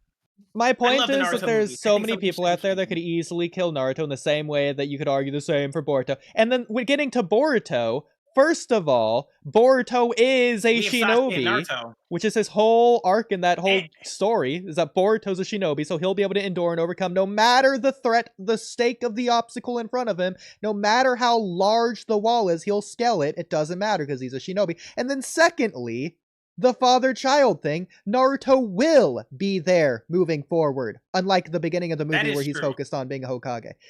So on all aspects, I don't see why you're saying this. Wait, hold up, because it Usman. Wait. feels more like because it feels more like Boruto's gonna have to rely on Naruto in this case than Naruto being able to do it himself. The And I movies are understand canon. it mostly works, but there is that inkling of like you could just say, oh, eventually we'll. In Naruto's case, Naruto is the one who changed Zabuza himself. Kakashi wasn't really doing it. Was Naruto did that.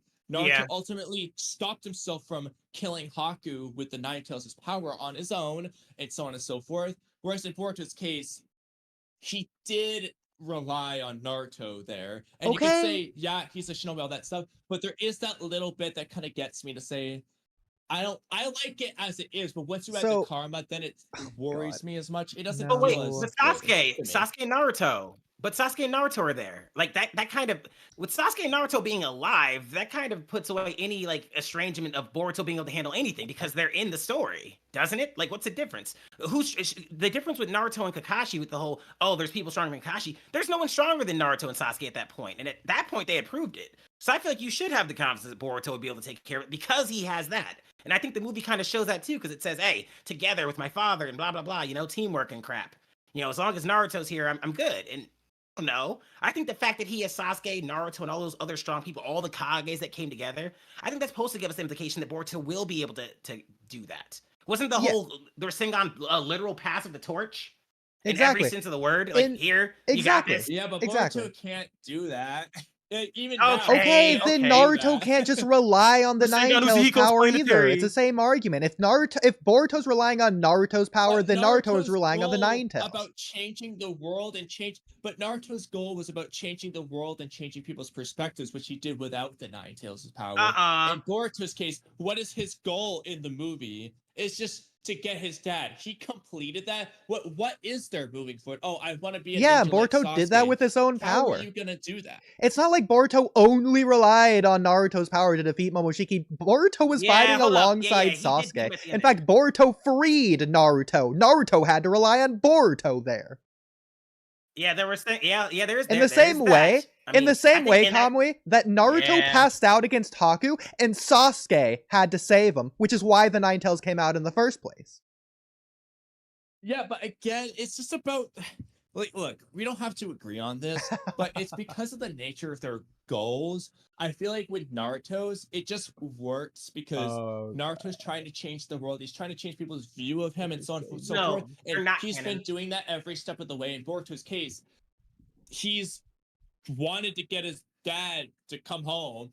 And he reconciles with his dad in the movie. So what is there moving forward? Well, you would have this ending scene of, oh no, this god put this mark on me. I want to be a ninja like Sasuke.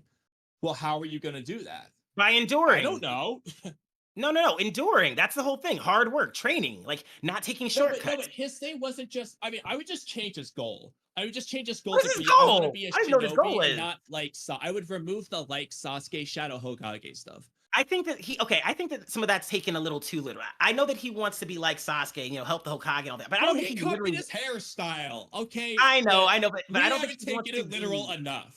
I don't think that he wants to literally be a position called the Shadow Hokage. You know what I'm saying? Like, yes, I think he does. He literally said it, didn't he? In the anime, at least. No, he said he wants to be a Shinobi like your father who can help the Hokage. Blah blah blah. I'm pretty sure he said like the Shadow Hokage. I'm pretty sure he said something pretty close. Like, wait, are we going off the movie or the anime? Because if I'm pretty confident it was something like what I got. And to me, that's just a general kid goal. I mean, like Boruto has a real overwhelming goal. I think it's just he wants to be a ninja like Sasuke, a good ninja that helps people. You do the right thing. I think. Okay, he's like Yuji. He doesn't really have a goal. This is my compromise. This is my compromise. If you that was don't a joke, like everyone. we'll move on. My compromise. He sees the mark on his hand, and he is confident and been like he thinks about something Naruto or Sasuke said or whatever. He thinks about his experience, and he says like. No, I don't care if you have this. It's kind of like the ending as it is, where he's like, I don't care about this mark. But he basically says, like, I'm a shinobi now. Like, I'll be able to endure it. The same way you ended episode 66. Remove ninja like Sasuke. The point is just, I am a ninja, and I will overcome this just like before. Basically, just change his ending, and I'll compromise. Along with Naruto. Like that. I think that's a pretty good trade. Nothing wrong with that. I mean, look. Yeah. At some point, we're going to have a stream about why getting rid of Naruto and Sasuke in the story was not good. We're going to have to talk about that at some point. We're going to let's just start with the nerfs thing. They're not I understand. So here's my thing with the code arc stuff. / Ishiki arc. I'm fine with them nerfing Naruto and Sasuke to kind of be like, we can't rely. No, hold on. One at a time.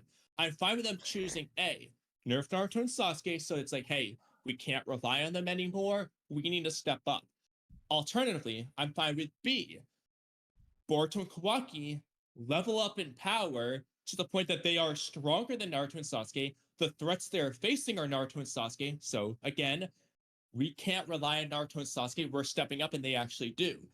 I'm not a huge fan, though, of both nerf Naruto and Sasuke. Then in the next arc, power up Boruto-Kawaki stronger than Naruto and Sasuke were in the first place.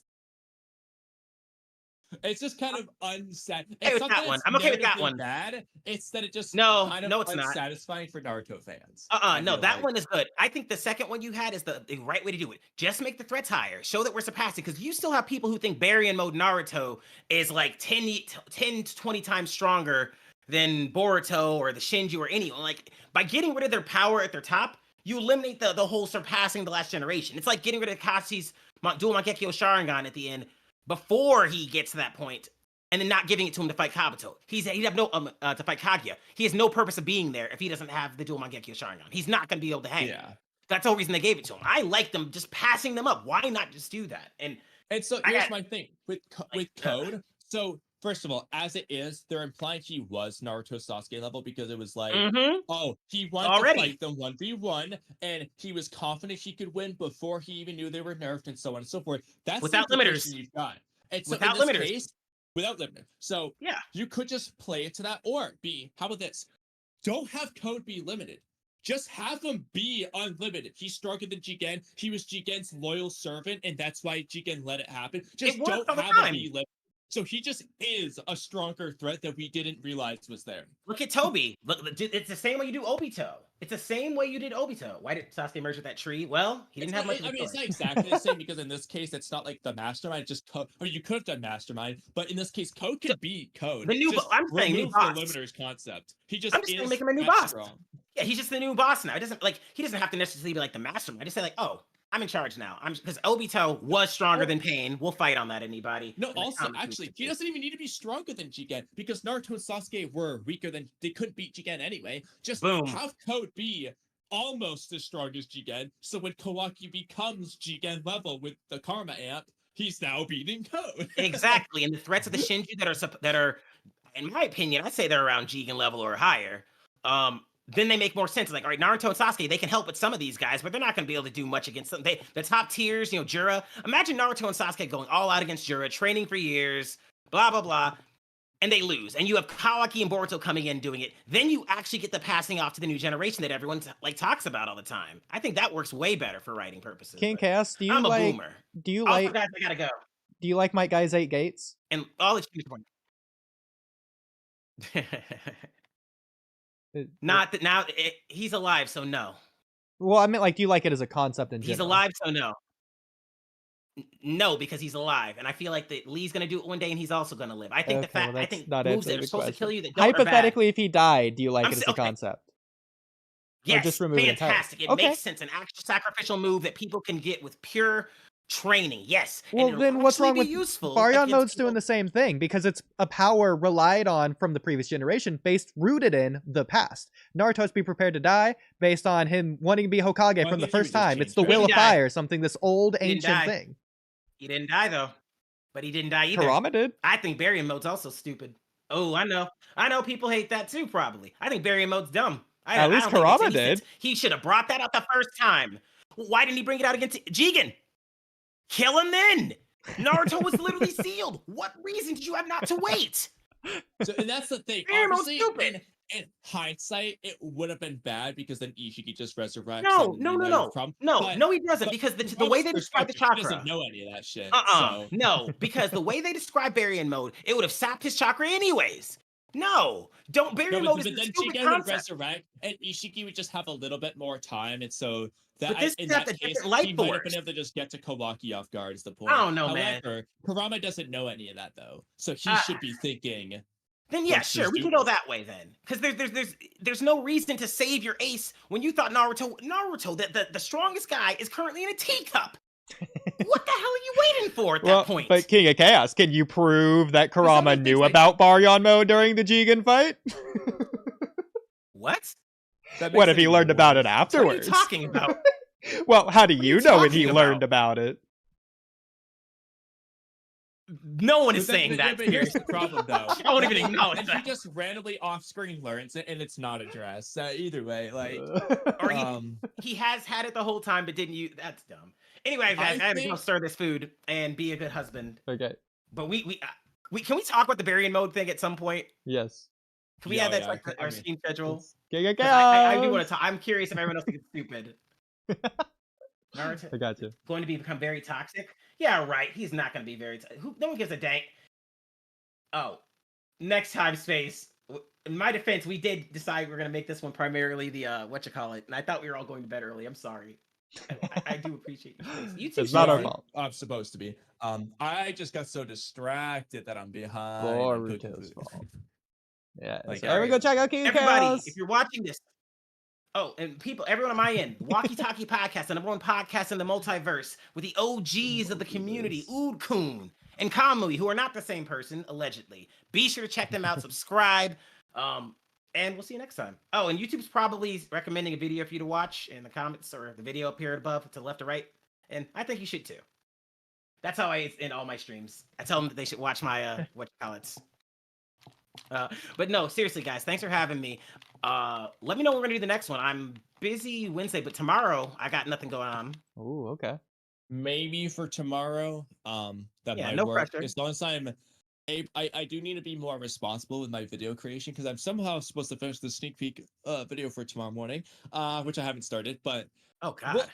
We'll think about tomorrow. Yeah, no pressure. Always good. You know, it's great. We can just do a short stream tomorrow, regardless. You say short stream every time. You guys don't know how to do short streams. Not if your lives depended on it. I love y'all to death, but you couldn't do a short. If someone put a gun to your head and said, "Hey, finish the conversation within an hour," Chaos. Would you like to be the one to do the stream for us next time? So we have dinner. Absolutely. And we have it set up. We don't have to that stupid. Yeah, we'll test it tomorrow to make sure everything's completely perfect too. So you have to do any of that nonsense like last time. Yeah. Perfect. All right. Bye, everybody in the Walky Talky podcast. Bye. Thanks for being amazing. Thank you. See ya. Do you want to keep talking about? Yeah, we some can. topics? King of Chaos's call to action was like 3 times better than mine. I thought that was kind of funny. Yeah. Okay. You're so bad. First of all, do you agree with my like Barion mode 8 gates comparison? Yes. So what I'll say. So obviously, because Barion mode to me has a lot of things I love and a couple things I don't like. And to a large extent, it is just the worst 8 gates because I mean, plot. So this is not narrative stuff. Plot wise, it comes out of nowhere. It's not addressed in the best way. It's very convenient for the most. It's one of the most plot convenient things that comes out of nowhere ever. Unlike the 8 gates, which have been built up for an entire series before the moment, so on and so on. Who's that? And then from the perspective of the nerf thing, I completely understand his perspective because I don't think it's narratively bad to do what they did, but personally, I think I would prefer that Boruto and Kawaki just got amps and Naruto and Sasuke are just normal strength. Also, what's that immortal? Yeah. Because we haven't had him on in like 10 years. Exactly. Did you just invite him? No, I did. I agree. I think it's okay. So it's weird how they make it feel like they want to go with like it's an original old kind of power. It's very simplistic in its design, form, nature, function.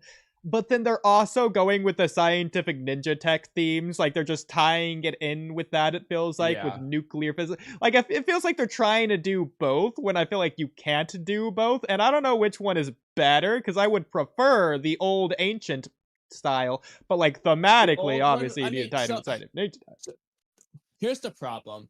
Both work because on one hand, I think the old way would be much more satisfying. So one I would pick. Exactly. But in favor of the new one, Naruto and Sasuke have been very open-minded about all this new stuff and having them apply some of this technology, new generation style things. First arc. Having them apply it and win, I do think works very well thematically on the other end. So they both work. And I don't think it's even... You can do both. It's just kind of weird to do both.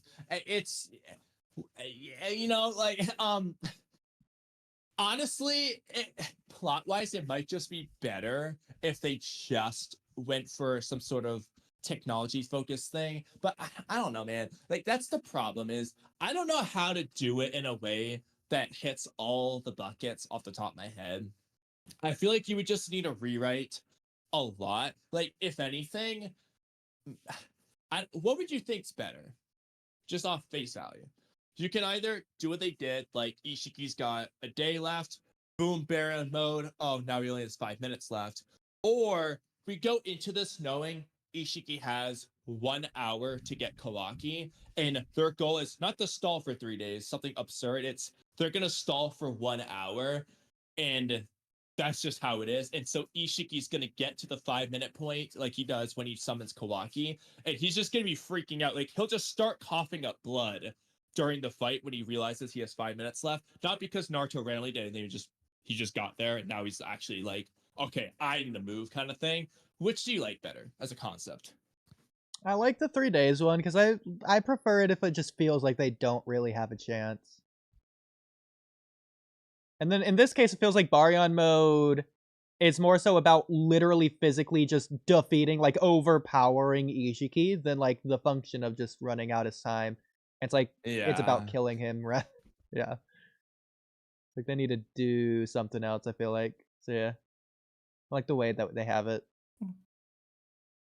But I do like, because the point is like Barion mode sadness so with like the conviction of a ninja to die. It feels like scientific ninja tech is not the avenue for that at all. It's like, this is Naruto of all characters. Saying, man. Like, it's just, and but then you have the issue of okay, then like, well, why hasn't Kurama ever done this before? At any point where it would have made sense, like, how do you know when he learned it? That's the thing, though. Then that's what makes the scientific approach make more sense for him to learn it after the fact. Yeah. I mean, if you're going for the ancient route, like, just say hypothetically, like, any Biju has the ability to give themselves a 10-minute 10 tails amp, but then they die, kind of thing. Hypothetically, something very simple like that. I think it's ridiculous you're that running into the same issue of why didn't you do this at any point? It's ridiculous that scientific ninja tech were banned from the first tuning exams in the first place. Well, I already know you're gonna say, "Oh, it makes sense." Both make sense. That's a problem.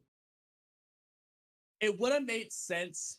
I think if you're gonna do it the way they do in the second exam in the anime, where you have to make it yourself, because the point is to endure and get, train yourself rather than just relying on cheat codes. In Denki's case, if bro's out here figuring out how to make this shit himself, I see no reason why that should have been banned, because as a shinobi, he endured and he was doing all the ninja-like things just in his own way.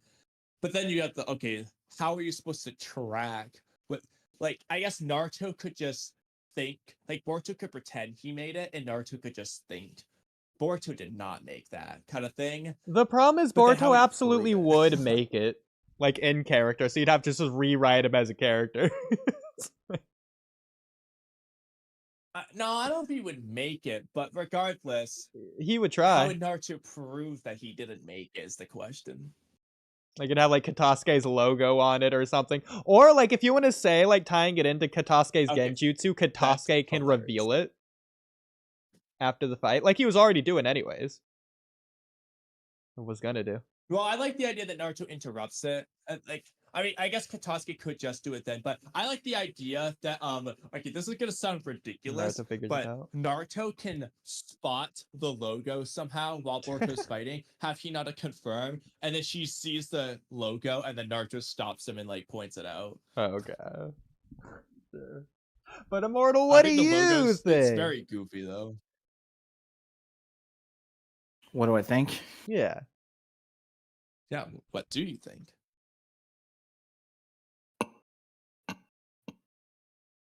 If you were to describe your thoughts.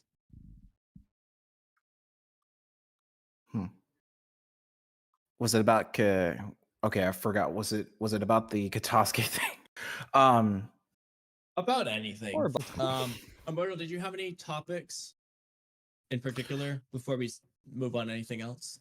I would say the sneak peek spoilers, but I don't think you guys want to talk about that, do you? Yeah, well, I mean, I would, but we already did this without Oodie, and we're not going to do this again for 3 hours, so we can talk around them. If you want to talk about it real quick, Kamui, I could go to the bathroom. We can, yeah. Okay, go for it. Have fun. Take it away, Immortal. I was just thinking about the fact that, him and Boruto are on top of the Hokage monument, and they were just talking about how Kawaki could get stronger.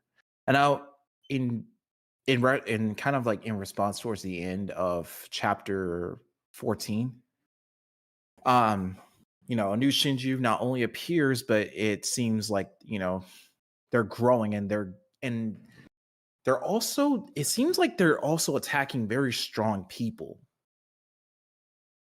Like, we heard that Gaara and Shinki are in a tree now. So I thought to myself, okay, maybe Gaara's Shinju is not going to show up. I mean, Ryu could potentially be Shinki. I'm not saying that he isn't, because he could be Shinki, but I think he could be a combination of Gaara and Shinki.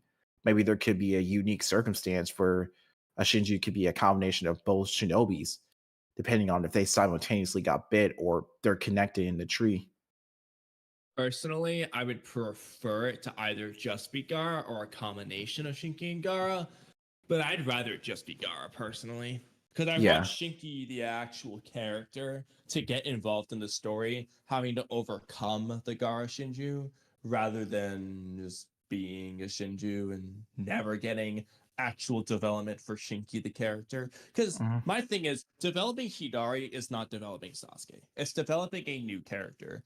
This works well for Sasuke, who's already had endless development and completed his character to the world's end. So yeah, make a new character who needs to develop. But Shinki hasn't gotten anything, so it's just like, why not just use Shinki? Why not just use him as a way to, show off what he's got and, give him a reason to, get stronger, to get his father. Like, that's his motivation. The only thing you know about Shinki is actually how he needs to grow as a shinobi, because this conversation with Gaara, it's basically all you get. Is basically, hey, you need to become stronger. So let's make that into reality. Yeah, it's weird. We only have like one chapter where Shinki was introduced, and that was during the Chunin exams. After that, we just don't. Off-screen fight, or I think he has 2 off-screen fights, and then the one-page conversation with Gaara. And the only time we got to see more Shinki was in the anime, and that was when he and Boruto were also. I think that was when he was fighting against Mitsuki, Boruto in the Chunin exams, and I do believe that him and Boruto were fighting up against Orochimaru.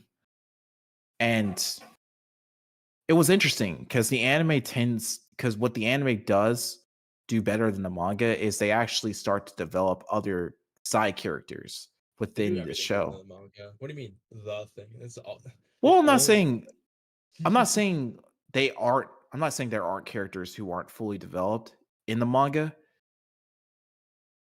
but I really thought Shinki was actually going to play I didn't really think Shinki was going to play a huge part in the manga.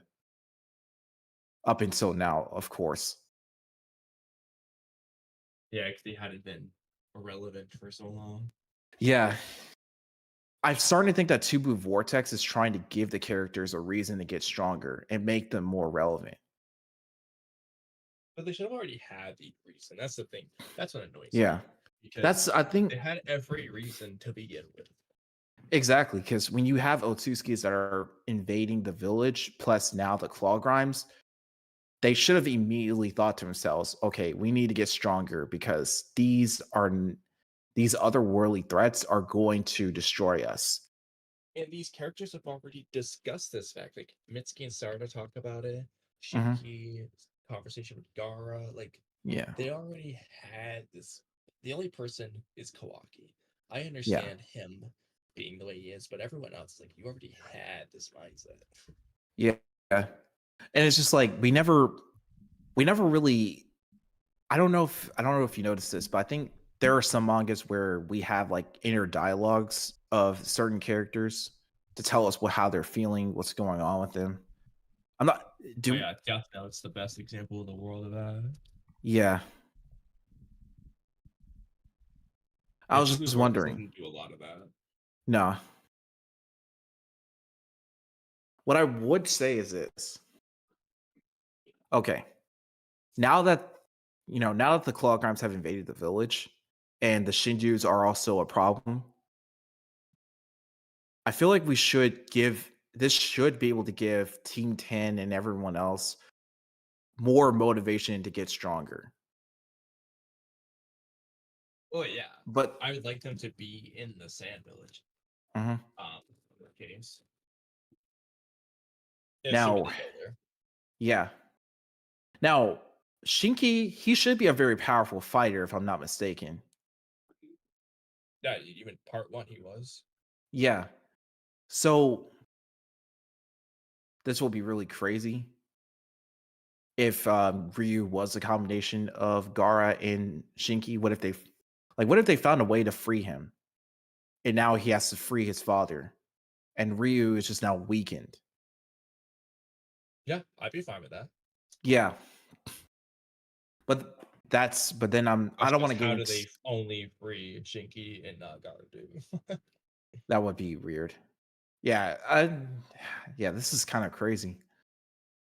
I mean, if this is only Shinki, then what about Gaara and his Shinju?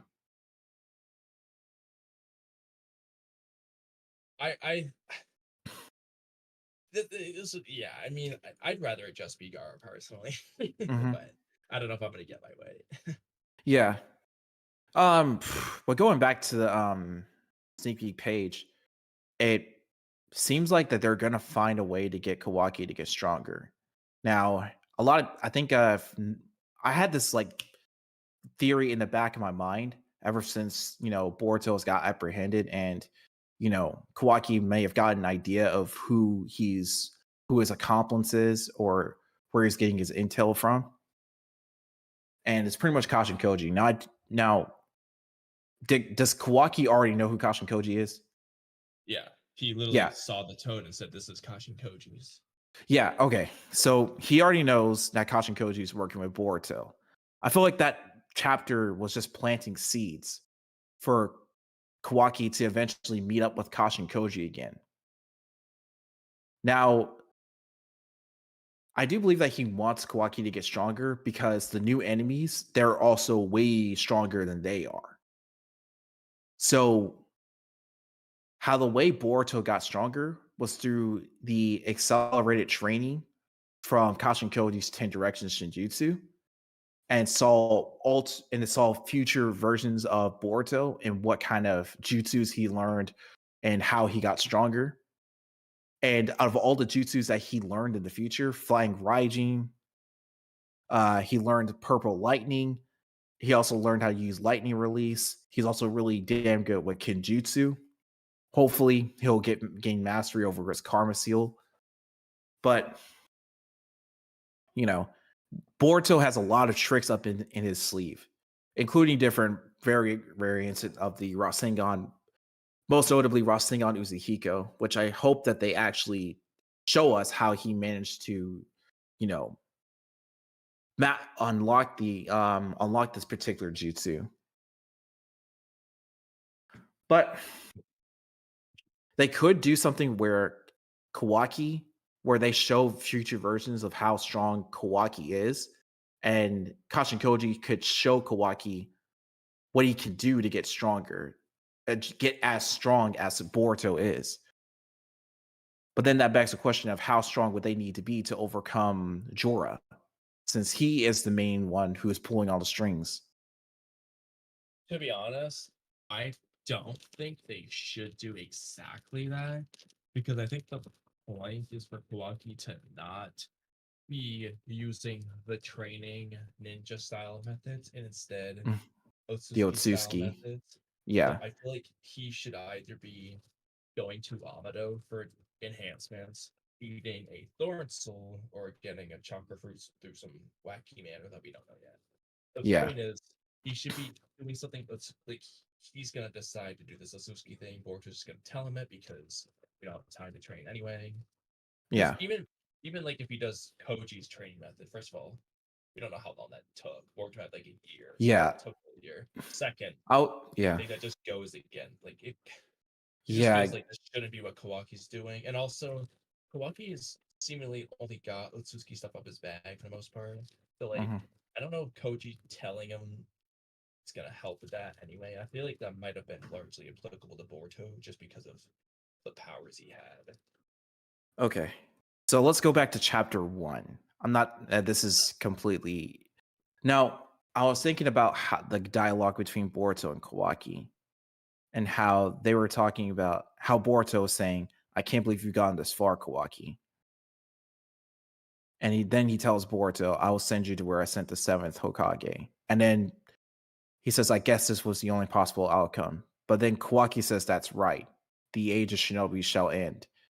Even so, I'm still a ninja. So Boruto said this was the only possible outcome, and Kawaki responded with, that's right. So at some given point, do you think Kawaki learns about the 10 directions and all the future possibilities and how everything they tried to do up to this point was to try to prevent both of them from dying and the world ending, and that the only way for the world to not end is if they would end the age of shinobi? Or do you think that there's something else in play here? Well, I think he might know like the 10 directions stuff because Boruto might tell him or Koji or whatever. But I think the point is that Boruto's asking, like, was this really the only possible outcome? Because it seems like this was the only way. I think Kawaki just always chooses to do whatever he's gonna do. Like, I don't think it literally is the only possible. I think it was Kawaki's just gonna do this every time. He just always does it anyway. And that's where it's like, it basically, this wasn't actually the only possible outcome, and yet it seems like this was inevitable anyway. It's like kind of like a something like that. That's kind of the vibe I get from it. Yeah. I'm not gonna spoil, but if you've seen Attack on Titan, there's an easy comparison you can make with Attack on Titan, for anyone watching, to the way I'm viewing Kawaki here. But that's just kind of how I see it anyway. Yeah. So Did you have a specific idea for? Well, I guess we already kind of discussed it. I mean, do you think Kawaki? What do you think is the most likely way for Kawaki to get stronger? Is he gonna train through Boruto, Koji stuff? Is he gonna eat the chakra fruit? Is he gonna eat a thorn soul of Matsuri or whoever? Or is he gonna go to Amado to get buffed up? Like, which do you think is the most likely? well, since Jigen's training method was pretty much beaten into him at a young age, which is the Otsutsuki method, just like how Momoshiki got stronger by pretty much, doping on pills and, absorbing Kinshiki, turning him into some sort of pseudo chakra fruit and just updated itself and got stronger. Or just like the regular Otsutsuki method of, planting a god tree and just evolving himself even further. Kawaki would probably go down that way because he doesn't have time. He's said it himself. He doesn't have time to to train for years on end. And then the Otsutsuki comes, invades the world, destroys it. He wants to destroy them as fast as he wants to get the results as fast as he possibly can. So he'll probably do exactly just that. Go to either Amado or find a way to, get the Thorn Soul or find a way to plant a God tree and get stronger. Yeah. Because so it's we're on the same page then. So then my question is, do you think, so I want to make this point now. Hypothetically, Kawaki eats a chakra fruit or thorn soul. Hypothetically, Amado could still be involved in this process. I'm gonna make up a hypothetical. Amado makes a fake divine tree and produces a fruit. Let's just say they secretly sacrifice 10 Konoha Shinobi. I'm making up an Orochimaru stuff just to make a point. Let's just say they sacrifice 10 Shinobi to make a 10 person's worth chakra fruit for Kawaki to eat. In that case, it's both the fruit and Amado. My question is, do you think Amado will be involved in however Kawaki gets stronger, or will Kawaki do this entirely on his own without Amado? I would say Amado would have to be involved in this. I want him to be if he can help it. Because if it wasn't for Amado, Kawaki would never have gotten his weaponized Karma Seal, nor would he be able to have the strength to save Naruto from Momoshiki nor Code. I also like the idea of him relying on Amado again, and that works in Amado's favor. Yeah. Because it's like, once again, Amado or Amado, he's basically playing them like chess pieces. Like, I really get the feeling he's playing them all like chess pieces. But the Shinjus, I don't think he would account for. Well, what makes you think he's playing them like chess pieces as opposed to checkers pieces? Well, how about Shigogi or Shogi? Shoji. Yes. I don't really know. Shogi pieces. I don't really know how the game works. I would don't know. assume. I want actually Yeah. that reminds me. I want to have us learn and play it on stream at some point. Same with Gungi and Hunter x Hunter. Yeah. That's just I'm waiting for the podcast where we just do this. Yeah. I would have so much fun. You know, I'm actually trying to build my PC right now so I can be able to, do that, because I'm not doing this on my laptop anymore. But going back to the topic, I do feel like he's playing them like pieces on a board. Now, to what extent, I don't know, because so far we've seen that, he was able to, his ultimate goal is to bring Akibi back. And Akibi's data could potentially be in Kawaki's Karma Seal. But how he's going to bring Akibi back, or whether or not if Akibi does get brought back, is kind of up in the air at this given point. I mean, it makes no sense the way you explained it, but that's another topic. Yeah. I will say the one way for Kawaki to get stronger that doesn't really make that much sense to involve Amado, unless Amado was the one who was going to give Kawaki the idea, but then if Boruto's doing it early. Okay, so let me just start by saying it. The one way for Kawaki to get stronger that doesn't involve Amado that I still would like is if they beat Matsuri and instead of saving Moegi, Kawaki just eats the Thorn Soul for power or whatever. I like that idea for Kawaki's character because it removes the Shinju, he gets stronger, and so on and so on. That's the one it doesn't really make sense for Amado to be involved in, because the only way it makes sense is if Amado gives them the idea, which works really well. The only problem is if Boruto's giving him the idea now, that just reduces the meaning and impact of Amado manipulating Kawaki, planting ideas in his head, and so on. It just doesn't work if Boruto's giving him the idea. So then, in that case, Kawaki just... To be honest, now that I think about it, I don't think So earlier, I was talking to King of Chaos, and I said what I want is for them to have Boruto say this and then cut away without telling us what Kawaki's going to do. But then in the moment when Kawaki actually does it, that's when we get the revelation of what he said. So that way it's like a shock value thing. I want them to do that. But now that I think about it, I kind of wish that like Boruto just never said this at all.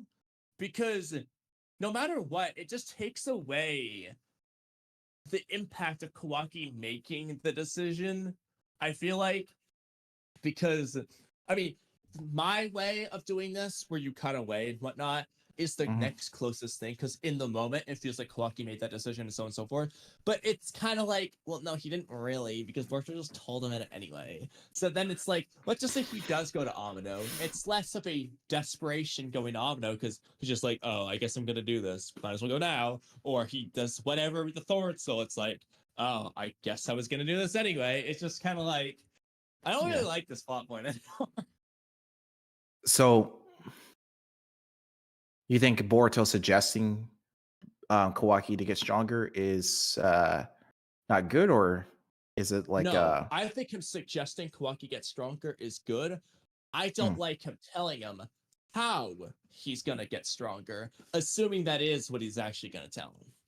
I hope he doesn't in the chapter.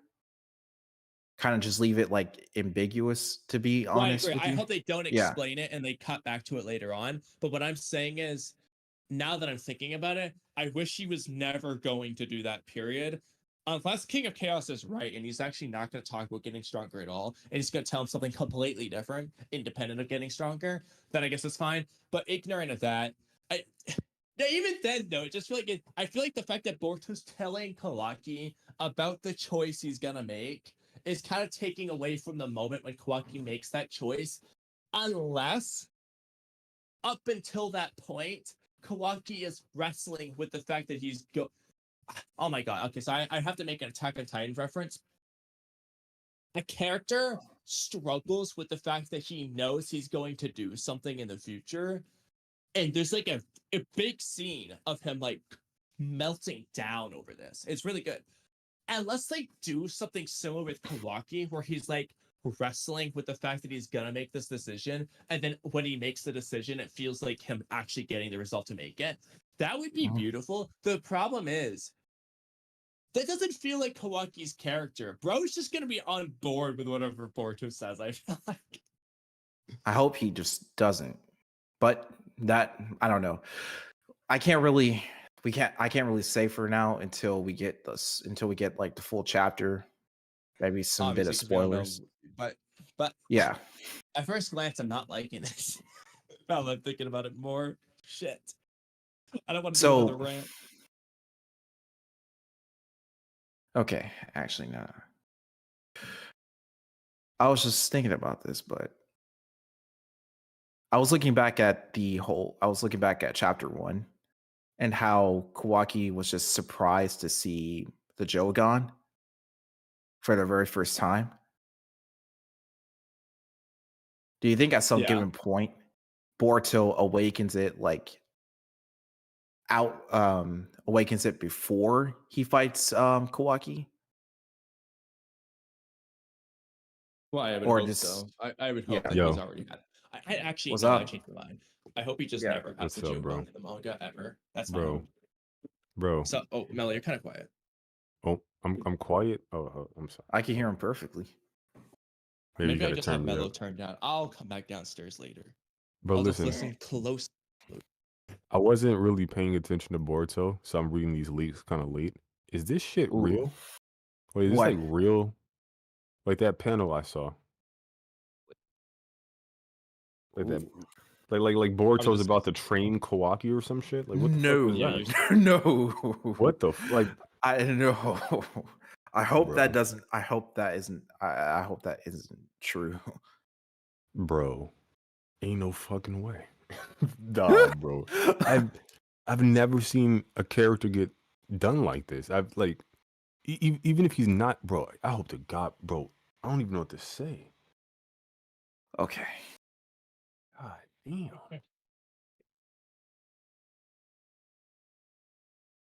I just hope that Kawaki should Kawaki refuse the suggestion, or honestly, well, here's my problem. What's the suggestion? I would say to train? The only get strong. So the only problem though is it depends on what Boruto's gonna say because this is a decision Kawaki was gonna make on his own. So so like hypothetically, Kawaki's just gonna go to Amado for enhancements or whatever. It's kind of just like, why is Kawaki just I don't know like what Boruto's gonna suggest that Kawaki is just gonna be like, no way, Jose to. But like I need him to because otherwise I don't know. Like I almost feel like I want him to be okay. The best way I think I can accept this as a concept is if it's like Amado saying, hey, I can rebuild your karma, and he's like, not a chance, bro. But then later on, he does decide to do it. They can do that. I guess that's fine. But then it kind of depends on what it is Boruto's saying. Because if it's something stupid, like, I don't know, like, just, yeah, you're just going to ask Amado for shit by yourselves, bro. Just go do it. It's just like, why is Kawaki going to be all like, I don't need no Shibai cells, and damn, I need Shibai cells. Like, he's already had the things happen of him getting his ass whooped to make him decide he does need to get stronger. So it's like, it's gotta be something that actually has a reason for him to be reluctant to do. So in this case, honestly, I think I'm just gonna say my favorite option is just him eating Matsuri, because then he can't save Moegi, and you know, Kawaki has a decent enough heart that I feel like he can somewhat be reluctant to do that. I think that's the only option I like. Otherwise, I don't like this. Do you think the Thorn Soul would function the same way how a chakra fruit would? That would evolve into Otsutsuki? I think the Thorn Soul is like Sasuke's Thorn Soul is Sasuke's chakra fruit, more or less. because it's the chakra they took from Sasuke. Apparently, you do something with the Thorn Soul and it's gonna freeze Sasuke. It's probably like give it back to him or something. Like it feels like it even looks kind of like a fruit, so I feel like it's the same idea. Now, granted, there's some thorns on it, so I don't know. Maybe Kawaki has to eat around the thorns. I don't know. Maybe he doesn't eat it. Maybe he like stabs himself with it. You get the idea, though. The point is, if he can use it to upgrade himself, and doing so sacrifices Moegi, I think that's a good character moment where Kawaki's making this decision and having him kind of be reluctant at first about the fact that he was apparently going to do this and then try to fight it, but then ultimately make the decision. I think that's a good-ass con. But if it isn't the Moegi one, I don't see why he would have these reservations. So it's like the only one I think I like. Man, I step away from Boruto for a few weeks, and I come back to this. Yeah, bro. Honestly, it's What time the to step away fuck? again. I've only written like 20 critique videos that I haven't finished, but I've like written 90% critique videos like 20 different times, and I'm just like, oh my god. Can I just have a chapter where I have nothing but praise? I'm great, it's only a Kawaki, sneak peek, so I can't say too much, but I feel like I'm already ready to critique. Kawaki can't ever come back from this, bro. Like it's over for that dude. Like they fucked his character so bad. Like Boruto's about to be his fucking senpai.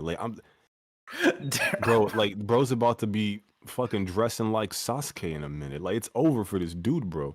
Like it's bro. Even if the translations are wrong, and my god, I hope they're wrong.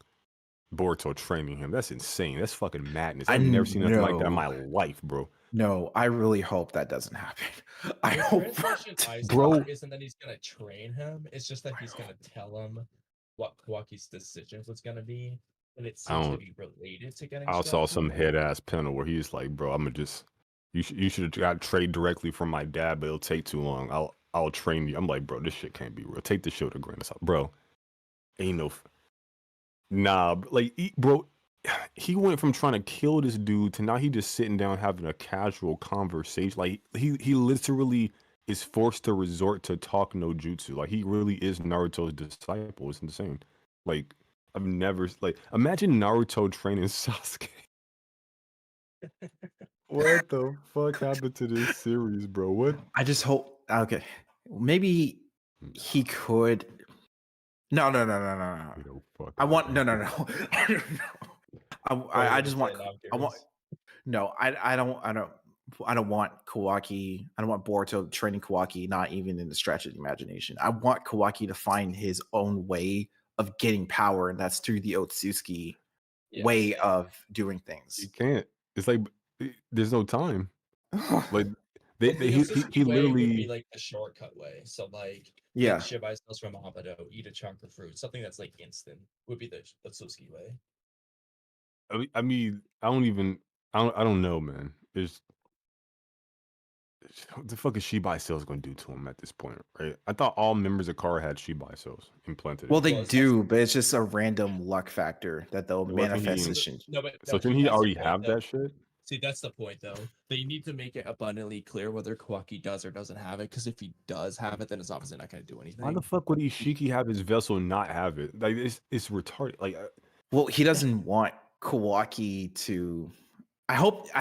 This is a little bit. I think this is my own headcanon, but I don't think he wants Kawaki to lose his chance of Kawaki being his perfect vessel to not be able to manifest any of his own abilities. This is just my headcanon, to be honest with you.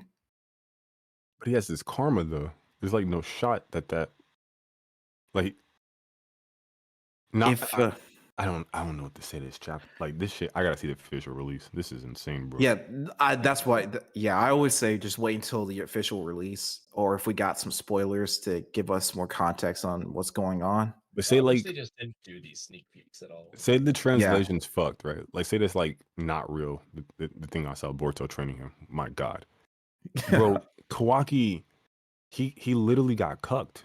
Like he got like fucking castrated. Like I don't know what happened before or after this panel, but like bro was like literally having a conversation with the dude he like was brooding about for 3 years and like was on demon time the second he showed up and was talking big boy shit. Now he having a converse. He got so humiliated, so fucking cucked that he realizes that like he can't even. I always said, bro, like words have to be backed up by power. The only reason why Naruto can even change Sasuke is because he defeated him like through power. He showed Sasuke that his power wasn't like an option. That path wasn't an option. So he had to fucking listen. Boruto's there already. Like he already beat Kawaki and bro don't even have power to like rely on. That's not backing him anymore. So he literally has to have a conversation 15 chapters into the fucking time skip. It's insane. Like I said this in my video, but like he's not even serving his function as a rival because the rival's supposed to push the protagonist and elevate him and help him grow. Like bro's not even a functional character at this point. It's insane, bro. Like, bro had to sit him down, have a pep talk, and was like, "Yo, you suck. I need to get you good." And he's dead. His character's dead. It's kind of like Why? they said this in interviews, but they're essentially making Kawaki like the protagonist, except without him being the protagonist, because it's actually Boruto being the protagonist. It's fucking weird. It's why is the show called Boruto? You're right. Well, you're almost right. It's like Boruto is the rival to the main character Kawaki, and Boruto's like he's the one that's elevating. Boruto is playing the role of hero and rival. He's doing double duty. It's like double shift. It's insane. Like I've never seen a rival character, a number 2, a Vegeta, a Sasuke, a fucking Hiei from Yu Yu Hakusho. I've never seen a number 2 character not hold their own like this. Like he's not bringing. Like he's like living rent free in this dude's house. It's insane. I would say he's gotten very complacent over the years. Like he's been posing as Boruto, and now he's pretty much paying for it. Honestly, I don't even think that's the problem. I think his progression is normal. I think Boruto's progression is abnormal because of Koji. I don't even think his progression is the issue necessarily. I think the fact that he had his resolve and will broken to the extent that he's having a fucking conversation with Boruto. He's not even trying to like kill him anymore. He knows he can't. He's cucked. He has no fangs and no claws. All he has is yapping. Like it's fucking insane. Like literally all he can do is yap. Is fucking talking no jutsu at this point. It's over for that character. So like what he's gonna get trained up, right? By Boruto, probably. I don't fucking know Koji. And then he's gonna do what? Like, okay, now I'm good. Now I'm gonna kill you. Like, this dude has no fucking honor. He has no self-respect. Like, there's no fucking way you could like get trained by the dude who you're trying to kill, and he's gonna fucking come back and like try to be on demon time like he's that guy still. That's insane, bro. And he about to lose his girl Eida too. Like, Boruto is snatching his heart and his fucking soul. I ain't never seen no shit like this in my life, bro. God damn. Even Vegeta had some pride about himself. Shit, like, fuck. The other thing about it, though, is like, even if Kawaki's not going to train with Boruto, like I said, let's just say I'm going to make up some bullshit. He's just going to go to planet Mars, eat a chakra fruit like in a Sasuke. Let's just say that's the case. The fact that Boruto's giving him the idea, it's still kind of like, it's like admitting defeat to Boruto. It's just like, but you didn't come up with this idea, and you were going to come up with the idea, but now that Boruto told you, it's no longer you coming up with the idea because Boruto gave you the idea. And so it's just like, it takes away the agency of his decision, unless it's one of those things where he wrestles with it. But like in that case, why the fuck would he wrestle with the going to Mars eating the chakra fruit plan? Like the only thing that works is if it's like he has to do something quote unquote bad, which is fine. But then, is Boruto really just down to just sacrifice Moegi like that instead of trying to convince them otherwise? You know what I mean? Like, so no matter what, it's just a little bit weird. It's like on God, Kawaki has no, like, he wants to, like, off himself, right? He keeps saying that shit. I don't think this dude has any self-respect. There's no fucking way. I literally think he'll do whatever it takes. He'll probably get on he'll probably drop trowel. Okay, he'll probably get like down on his fucking knees and fucking slurping up. I don't know what the fuck. This dude has no self-respect or dignity. As long as he can reach his conclusion, this motherfucker will fucking hoe himself out for a fucking a chance to fucking save I don't know, stop Momoshiki and bring fucking Naruto back to like fucking utopia. This dude is the most pathetic fucking character I've ever seen in my life, bro. I swear to God, if Boruto trains this dude, bro, I'm gonna find Bara and I'm just gonna look at him in real life, okay? I just gotta stare at you, bro. Like you can't be a real person. Kawaki fans can't be fucking real after chapter 15. If that shit's real, bro, y'all don't watch. Y'all need help, okay? Kawaki stocks are going down. Kawaki stocks are going Does he have down. any stocks left? Honestly, they've been going down because my thumbnail artist has told me numerous times that the click-through when he's done thumbnails with Kawaki on them for me, Naruto Explain, Kinomaki, all the people he does thumbnails for, thumbnails with Kawaki almost always have a much lower click-through rate than the ones without. Damn. He destroyed that fucking character. I've never seen it's like Kawaki was the fucking guy in part 1. Like he's like the best character, the best written, the best development, everything. And then part 2, they just cut his fucking nuts off. Like I'm not even like joking. Like that dude is walking around like the fucking penguin at this point. Like it's insane.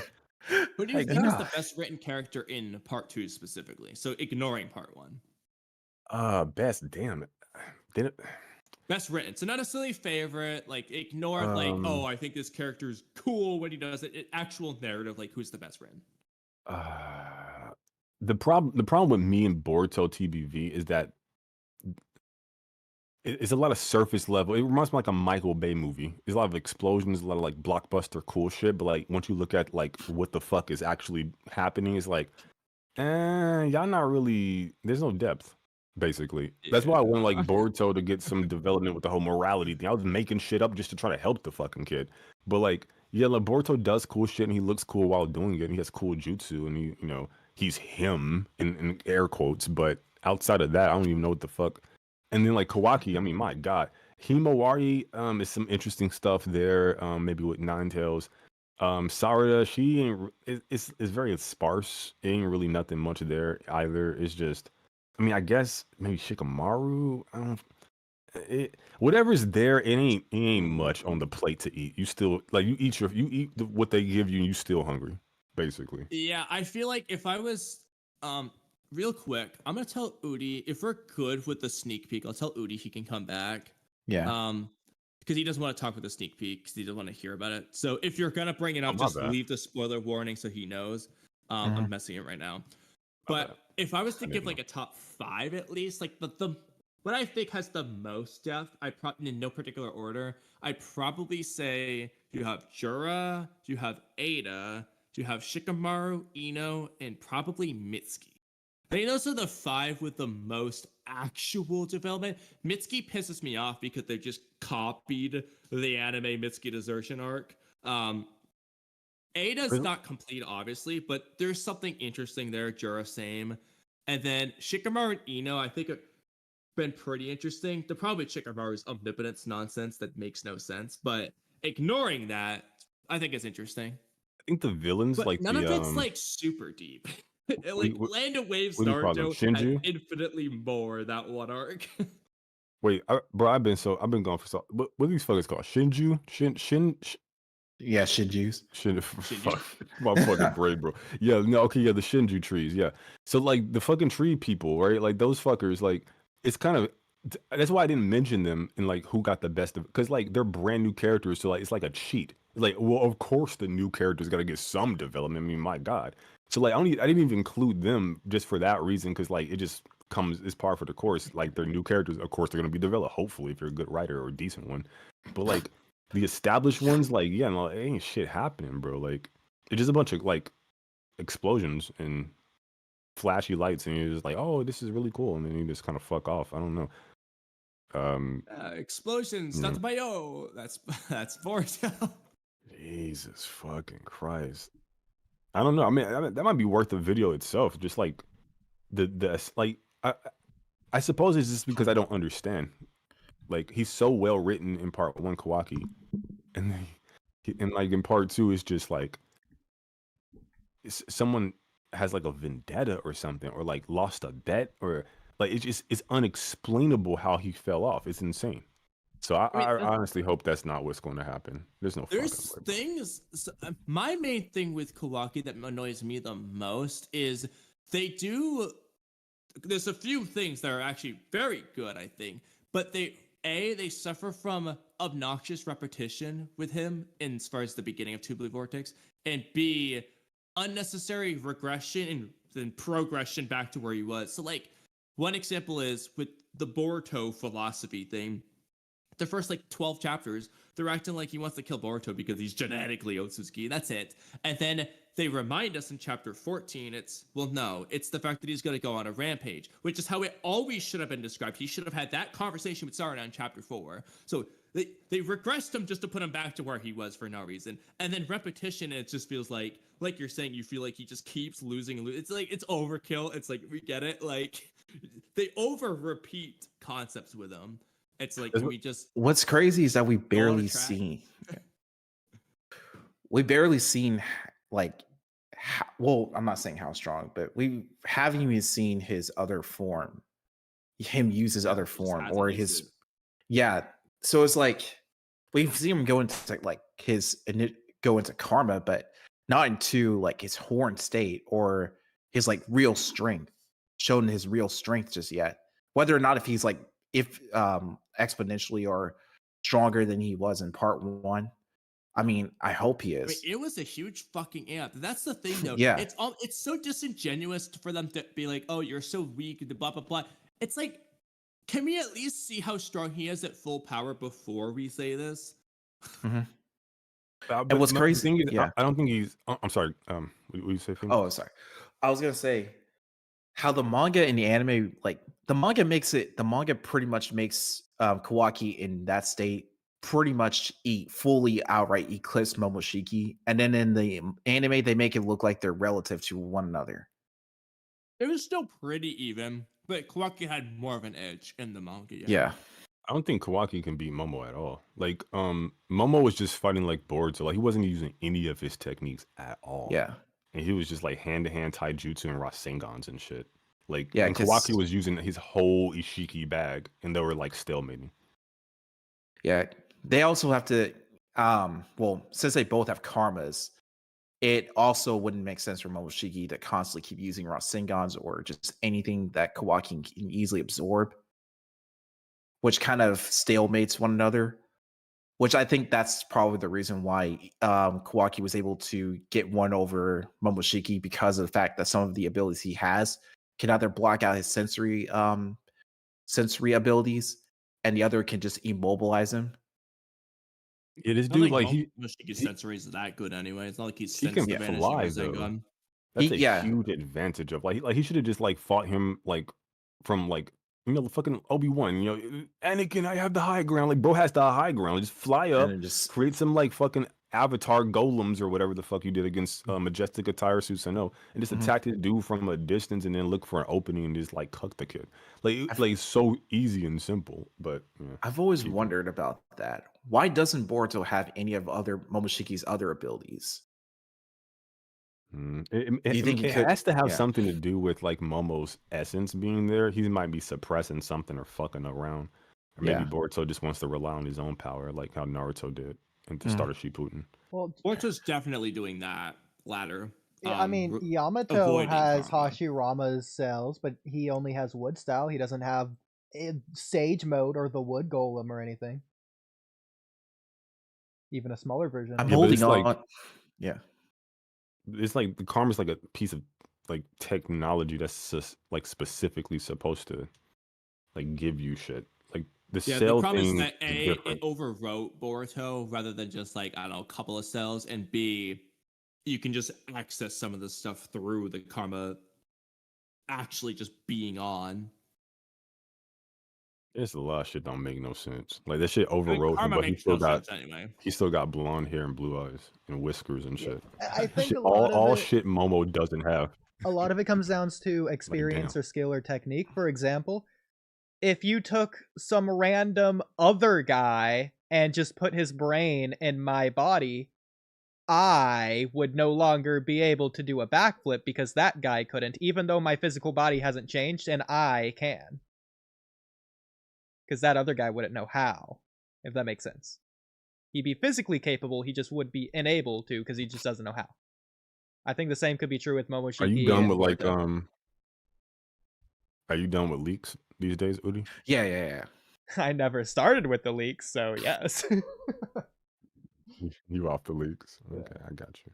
Well, I agree with I what think we Mello were was initially- saying like yeah. 5 minutes ago when Ikimoto lost a bet, and that's why he's riding 2 blue vortexes bad.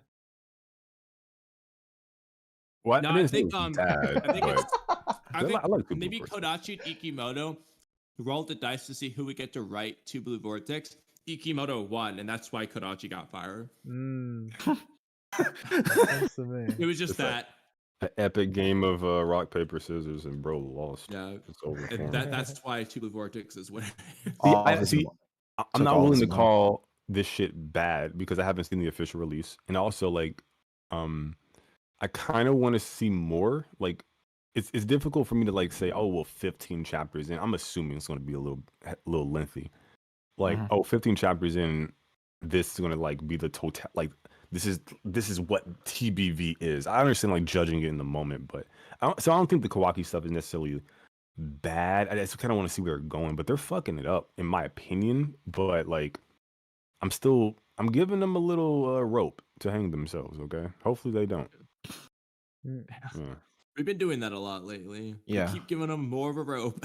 It feels like they're hanging themselves more and more. You know what's annoying though? Like you'll say, oh, like for me, like my honest truth is like I genuinely enjoy the series. I have like some critiques, but like how I rate the chapters is like, hey, did I enjoy it? Never mind like the analytical, intellectual depth of the writing. Did I enjoy the read? And they're like, yeah, I kind of enjoyed it. Yeah, that's yeah. So I'll give it like a 9 or whatever.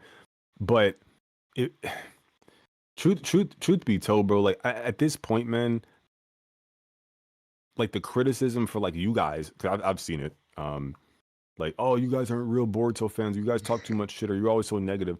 It's like, bro, for me, I like the series. I have critiques. I rarely talk about the critiques, to be frank. And when it comes to like, I mean, at this point, like you said, like they keep hanging themselves.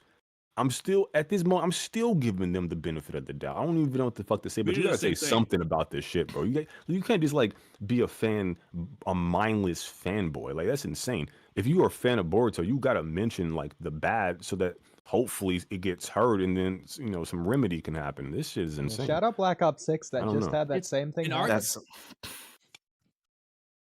In our case, though, the reason half the critiques we have are because we're such mega fans. We wouldn't care about Ibiki acting out of character if we weren't so much of a fan that we knew he was acting out of character.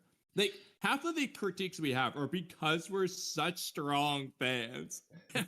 It's like if you're passionate about it, it's gonna come through.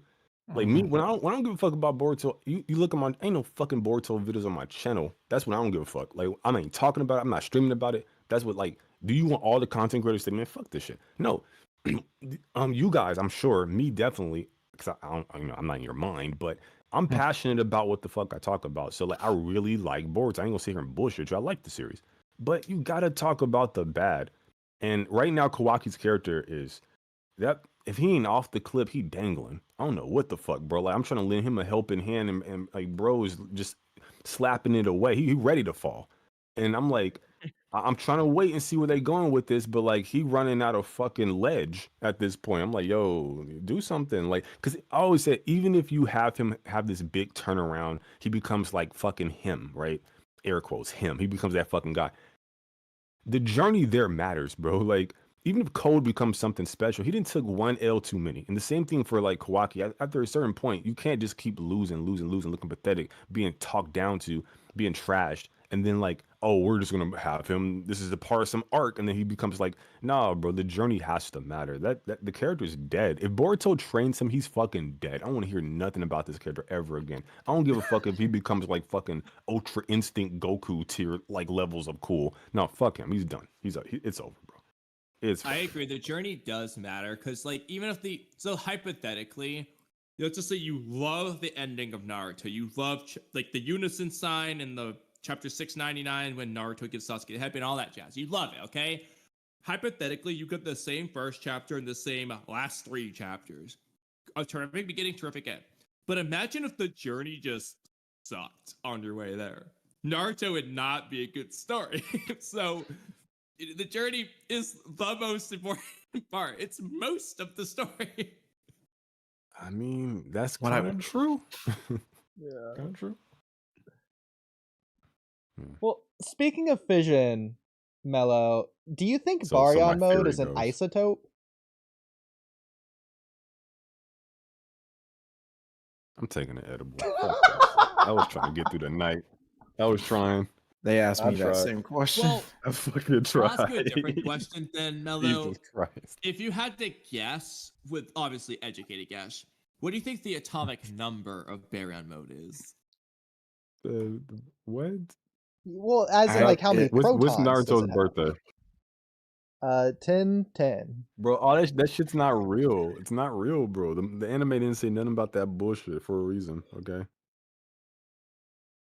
There's no nuclear The fission, filler sun shit, whatever the hell anime? they said. Yeah, I agree. The filler anime Speaking didn't of say filler- anything.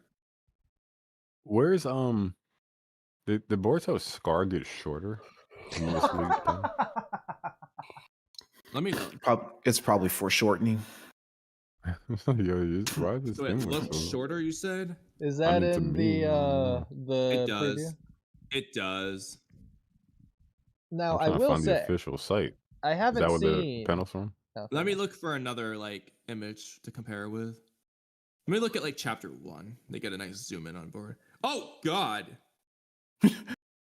What are you looking at? What I guess happened? it's because. Oh, you know what? Maybe it's because the headband is making it look way longer. Now that Post it he's in not chat. wearing it, it looks way shorter. Kamui, post in chat. That's interesting. That Well, jump scare must have I been mean, I can the post the okay, I'll early post artwork. The The early non-spoiler. Boruto artwork.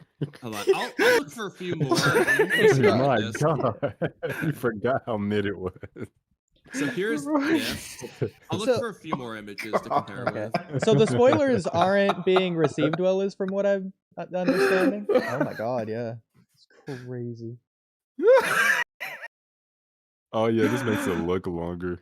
Nah, he need to keep that fucking headband on for life. Okay, or just like cut his eye, just cut his forehead a little bit. This scar doesn't even make I don't sense. think he wears his.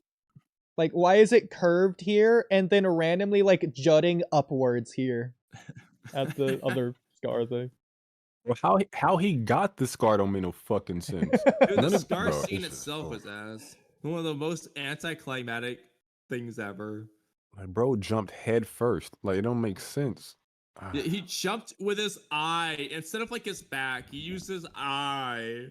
I know. Like, it's like he wanted to look like Sasuke more. Like, just, oh, this is my perfect Literally, opportunity. dude. I don't know, bro. Here's another one where he's not wearing the headband. The only difference is Kakashi was able to open his eye. My question Look, is, why so did how- Kakashi's Well, because he What got the- a new eye. why did Yeah, yeah. Kakashi's like, eyebrow grow back, but Boruto's didn't? It's like a transformation jutsu in his eyebrow. Oh, He's I doing think what it's probably Tsunade's doing because to of stay Naruto, younger. if I'm not mistaken. Yeah. Yeah. So he could keep his eyebrows. Yeah. The answer to everything. There you go. That would be kind of funny if Boruto actually does look like Momoshiki, but he just like used transformation jutsu to still look like his Dude, dad. I would prefer that, bro. That would at least Same. make sense. Yeah. He gets like knocked out. He just like, yo, who the fuck is this? Like he just reverts back to Momo. That'd be crazy. Bro, that'd be cool. They could actually play with that in some intense moments where Kawaki literally sees him start to like convert back to Momoshiki's appearance. And whenever Momoshiki takes Yeah, over, he could just dude, look like that'd be Momoshiki. so What much the fuck is better. he going to do? He gonna box his senpai? Because Boruto's his sensei now, bro. Like, what are you gonna do? Oh yeah, even if they could even reverse the concept to where Boruto just looks like Momoshiki, and then when Momoshiki takes over, he looks like Boruto just to be all the more sinister and demented, especially for Sasuke. That would be pretty cool. Yeah, honestly. It's like, I'm gonna kill you with the face of your. Yeah, that'd be pretty Yeah. sick. Yeah. But you know, that's like good writing. So you know. Yeah, either option would be better. They chose neither. That shit ain't happening. Yeah. They chose the stupid overwriting DNA bullshit. Like, it should have just been like Kurama's seal, where it's just extracting, it's leaking out, and once it hits 100%, it can take over. Remove the overwriting nonsense. Yeah. All How long right. you guys been streaming, by the way? Not too long. Maybe long. 3.5 hours. Ooh, That's not long for Well, you guys at all. what time is it? Real quick, random intro topic. Oh my god. Intro? What? Wait, what? Oodie, Wait, go to intro topics. Oh, you So have this a, is gonna okay. be most I to see what me you're and saying. I see Oodie what you're because of when we got this revelation, but I'll share it with you anyway. So start with the left panel for them for context. Yeah. So Is there anything? Well, real quick, is there anything that stands out to you about this? Anything new you were noticing that The maybe you fuck? didn't notice before? Looks like there's a shuriken in his fucking head. Yeah. But outside of that, no. Oh, That's yeah, it. I That's did it. notice Okay, the so both of kunai. you. Yeah. In the head by this kunai. Or Okay. or it's in his arm. I don't know. But hey, you know, perspective. Oh, Angles. yeah. I could see it. And then also, why is Wait, his it's like in the back. You know of his what? dome. Now that I'm looking at it more closely with the color, it is in his arm. Okay, can you ignore that for a minute and look at the next Hey, panel? wait. You guys are joking, right? Like you didn't know that was in his arm the whole time, correct? Nah. You didn't Wait. think that was actually in his fucking Yeah. head, right? Oh, Well. okay. I'm more weirded out by how big his hand is compared to Naruto. Like the proportions are we've talked fucking about that weird. already. Yeah, Bro, he's his got- hands he's look a bigger than his giant- head. Like he Yeah, can like easily what the grab fuck? Who drew Naruto's. this shit, bro? Like, yo, Kishimoto, you was high, bro. And why didn't Boruto do that? Like, why the fuck he block with his face? Never mind. Okay, please continue. That's why this was a good segue. Like, why didn't Boruto do that? But anyway, so in the next chapter, Iruka has bandages all over the place except for his head, where he got hit in the head by a kunai. He has bandages on his head, though. I see them. No, but not where the kunai hit. Yeah, not the back of his In the head. back of his head. Just everywhere But else. like how, like what you see, like the wrappings going upwards towards the headband. Like it has to be it's wrapping. not. It's not on his head because that's his hair. Wait, so what is it wrapping around? Like wouldn't it wrap around the top of his head just to secure the band? Yeah, but the kunai's in the Yeah. back It's like they of were- his head. It's like they cut his hair and then like wrapped it and then put a wig on top of the wrapping. What the fuck? Like, how is that wrapping there? How's that? Was it like? Wait, hold on. Go down, taped? go down. How's go it? down. How's it wrapped? Where's the bandage now? Yeah, it just disappears. Wait a minute. No. Nah, this the colored manga. This shit ain't accurate. This shit ain't canon. No. I don't know, bro. It was there one moment, now it's gone. The Naruto's moment he dream may starts be to impossible. speak, That's maybe- not the only on one side impossible of his thing head, here. but I like that better. He's just all Maybe better the- now. Maybe it's a time skip. Or, oh no, he took it off and wrapped it around his leg. See, it's right there. Oh, yeah, there you go. That's what happened. Speaking of manga honestly, like things in that the I earlier never panels- noticed before, did you guys know that Kurama's invasion just isn't shown in the manga at all in the beginning of Naruto? We just don't see it at all. Because it's fucking filler. Well, you see Iruka's like flashback for like 2 pages, but other than that, no. I'm not The counting manga is that. just like fucking. This is It's just like basically notes that. for the anime. Does Hiruzen not have eyebrows? What happened to I his think he has those crystal old ball? man. Some of those old man lines are actually eyebrows. You mean Gamamaro's crystal ball? he's got big old lumps on his forehead. Like it feels like Kishimoto had a plan. And he just said, "Fuck it." he just had a crystal ball that just could see shit, and I guess that's gone now. So Oh Like, yeah, Future Sight was also, by the already way, into the that. only people that know that Naruto has the 9-tailed demon fox sealed inside of him are the shinobi that fought him 12 years ago. So this is just a retcon, right? From like chapter 1?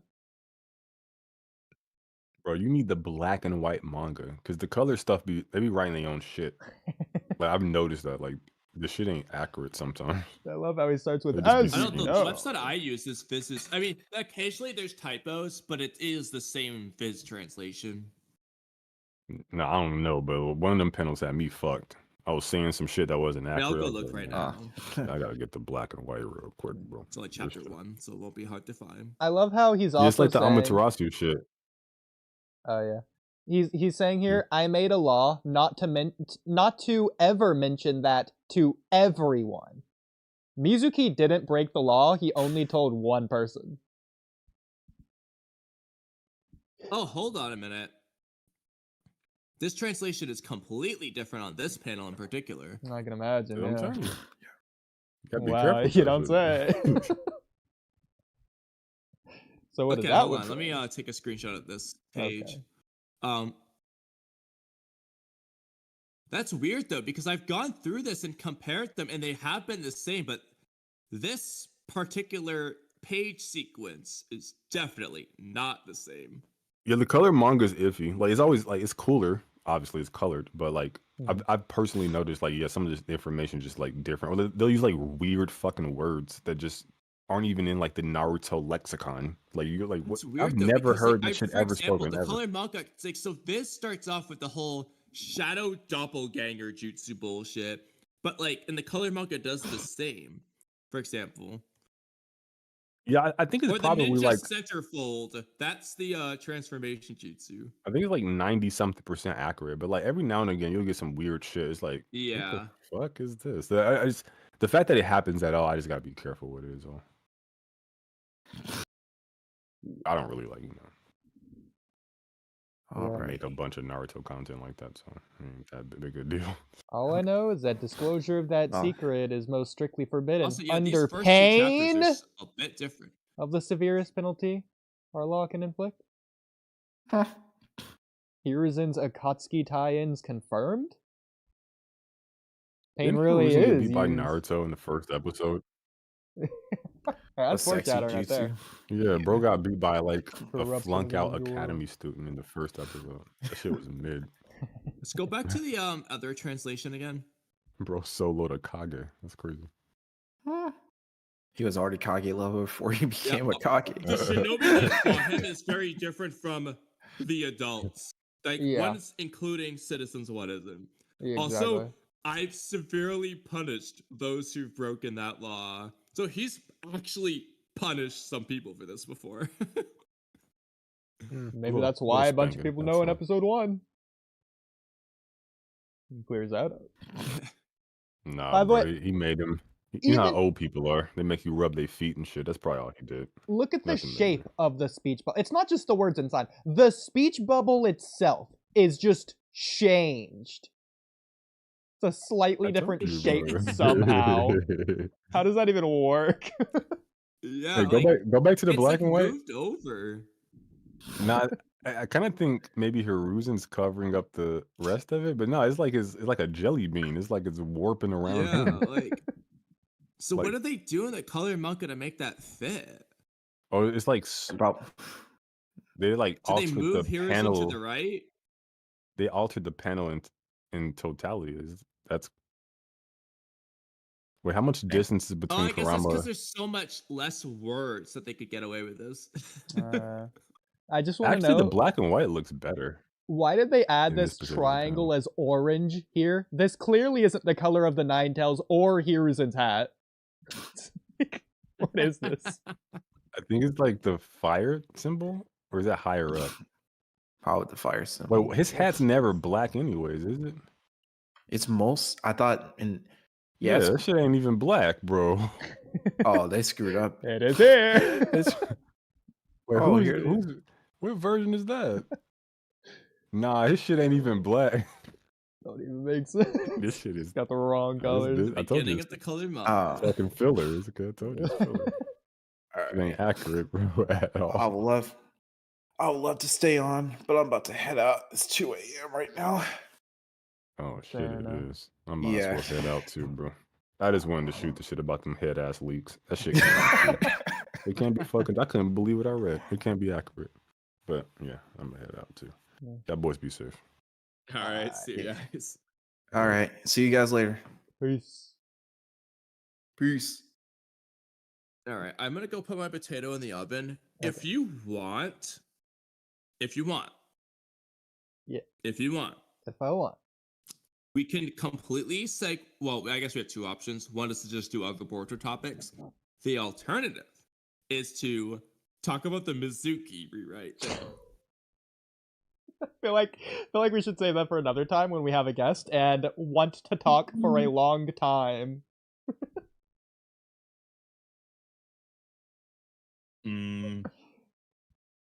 I don't know if with another guest is the best idea, but I agree about the talk for a long time part. Okay, fair enough. Because to be honest, I don't remember who it was that did the Choji rewrite thing with us, but a lot of times I feel like the rewrites just go better when it's just, well, I guess King of Chaos was good. Who was it who did the Choji rewrite with us? Do you know? I mean, the first one was Daigo, but I know that's not what you're talking about. No, it was also there the first time. Was it Ace? I don't think it was Ace. I think it was someone else. I don't think it was Miso, though. We did it with the Kimimaro rewrite it right might have after. been J-Man. I mean, I don't know. We just go check real quick. I don't know. Let's talk But about it's curious, the 'cause whoever did sneak peek real quick, even though I haven't seen it. So I've like slightly, maybe, possibly kind of seen it. So I think the full page that was leaked was just Boruto and Kawaki talking, which is interesting because why would they be doing that? First of all, Kawaki should be trying to kill him. Unless Kawaki's just admitted that he's weaker than him, you can't bother killing him. What's the point? He might as well just talk to him. But then Boruto, that's the guy he wants to slug. Why would he be talking to him? Why not just go back to Koji? Why not go fight Jura or what? Like, isn't the whole point that there's more important stuff going on? Go find your little sister, bro. Like, isn't she? What's up with that? Or, I don't know, Sarda, maybe the Soul Thorn? Go figure out what happened to that. You were knocked out last time you saw that. Like, shouldn't you be worried about what happened to Hidari? Like, do you even know? Just get out of the village. Like, wasn't the point to go get your sword and then leave? And what's Kawaki doing seemingly on top of the Hokage monument or outside or wherever they are? Why isn't he with Eida and Damon inside the house? But if that's not that page and I'm actually just flat out wrong, then it might be Gaara. I think I saw Gaara or something somewhere, but that might have just been clickbait, or the first one might have been clickbait. But if it is Boruto and Kawaki talking, I'm at least glad we get that. They seem to be, if not peaceful not peaceful, obviously, but like not visibly hostile, even because I didn't look at a single word said. Obviously, I don't know if it was real or fake in the first place. But I think that's an interesting I'm very curious. I'm at least compelled to see the conversation between the two, whatever they're going to say between each other. Apparently, it might be talking about Naruto, which especially is interesting to me. Or like the future, or like, I'm guessing he's going to talk to Kawaki about the future sight vision, a vision from the future, a message from the future, a warning even. He's especially after the interrogation, he's like, hey, as you know, I'm not ratting you out. Let's talk about it. Maybe this is why. Maybe this is a future thing. Maybe the Kawaki's gonna say some things in response to that. I don't know how long this is gonna be, especially if it's a sneak peek. There's no way any of us would know. But either way, it might be Gaara, it might be them. I'm interested. I can't imagine how it could be bad, so I figured if it's true that this is a sneak peek page, that'd just be good. But based on what Mello was saying and a little bit of Immortal, it sounds like they're actually bad, but maybe that's just a translation thing, as they were saying towards the end. But Kamui, what do you think? So I could probably add a fair bit. Kamui, you are slightly cutting out, but I think you're good now. Actually, okay, you're not good anymore. I lied. Can you fix my mic? Hello. Okay, you're good. I think. I could say some stuff, saying other stuff. Mostly the reception is what I'm mostly the curious about spoiler. right now. So I thought it'd be received very positively, but seemingly it's universally hated. I don't know if it's universally hated. I know Mello did not like it at all. Interesting. I am feeling progressively as I thought about it, don't like a certain thing very much, but it does depend on what they do with it. I think there's a way to make it good, but I'm not confident they're gonna do that. So, not suddenly the spoiler. It's the plot point they're contained. Could be something that's just Okay. The Choji rewrite was with Ace, by the way. I was right.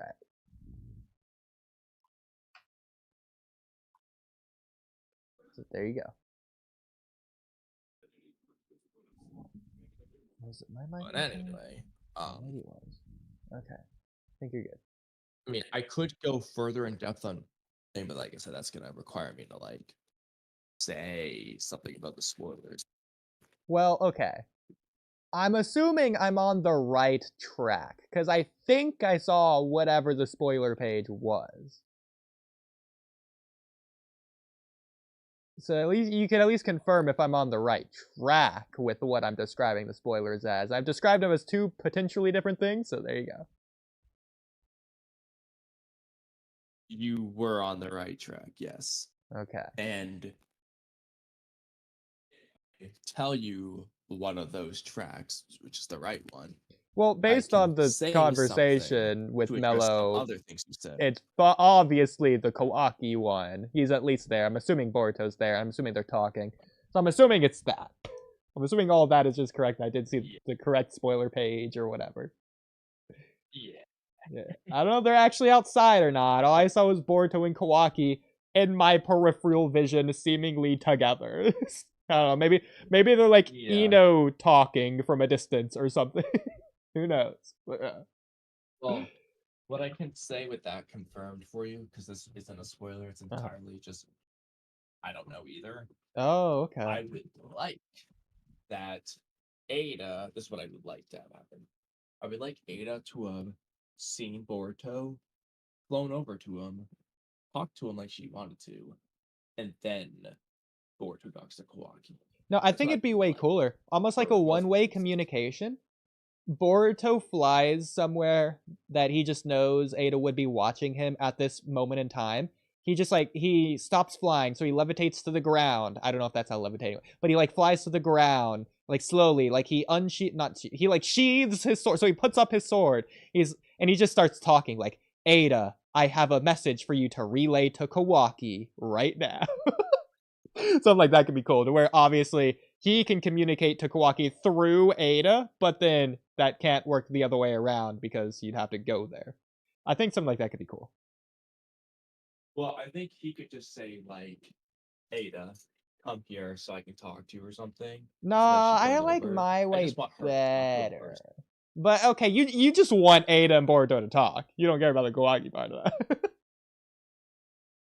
Yeah, I want Eida and Boruto to talk first, and then Boruto and Kawaki talk. I want the Eida Boruto conversation and the Kawaki conversation. I prefer it the other way around. No, I want Boruto and Kawaki to talk first.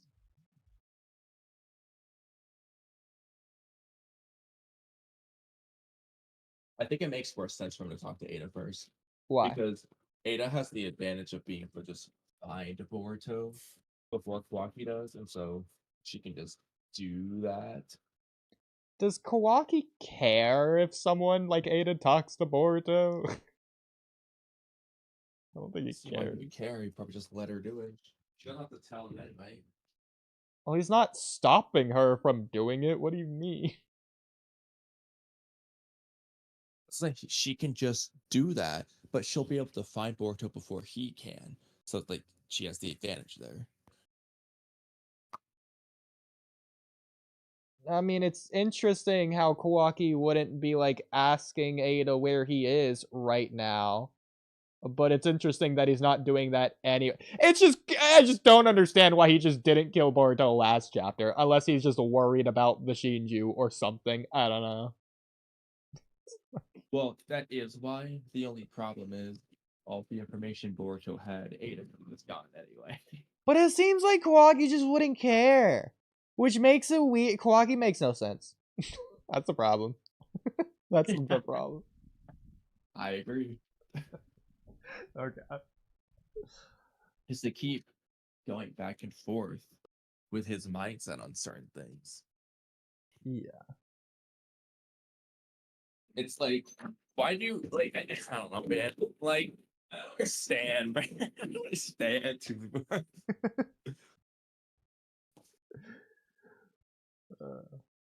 Okay. Okay. I feel like that's a good place to end, but what about you? I agree. I agree. Perfect. Well, with that being said, thank you, Despa Devitt and Von Clips and Darishikage for watching, as well as everyone else from earlier. And over and out. Oh my god, this has been almost 6 hours, by the way. You have to wake up at 9, by the way. That's like 5 hours from now. I know. Oh my god. Okay.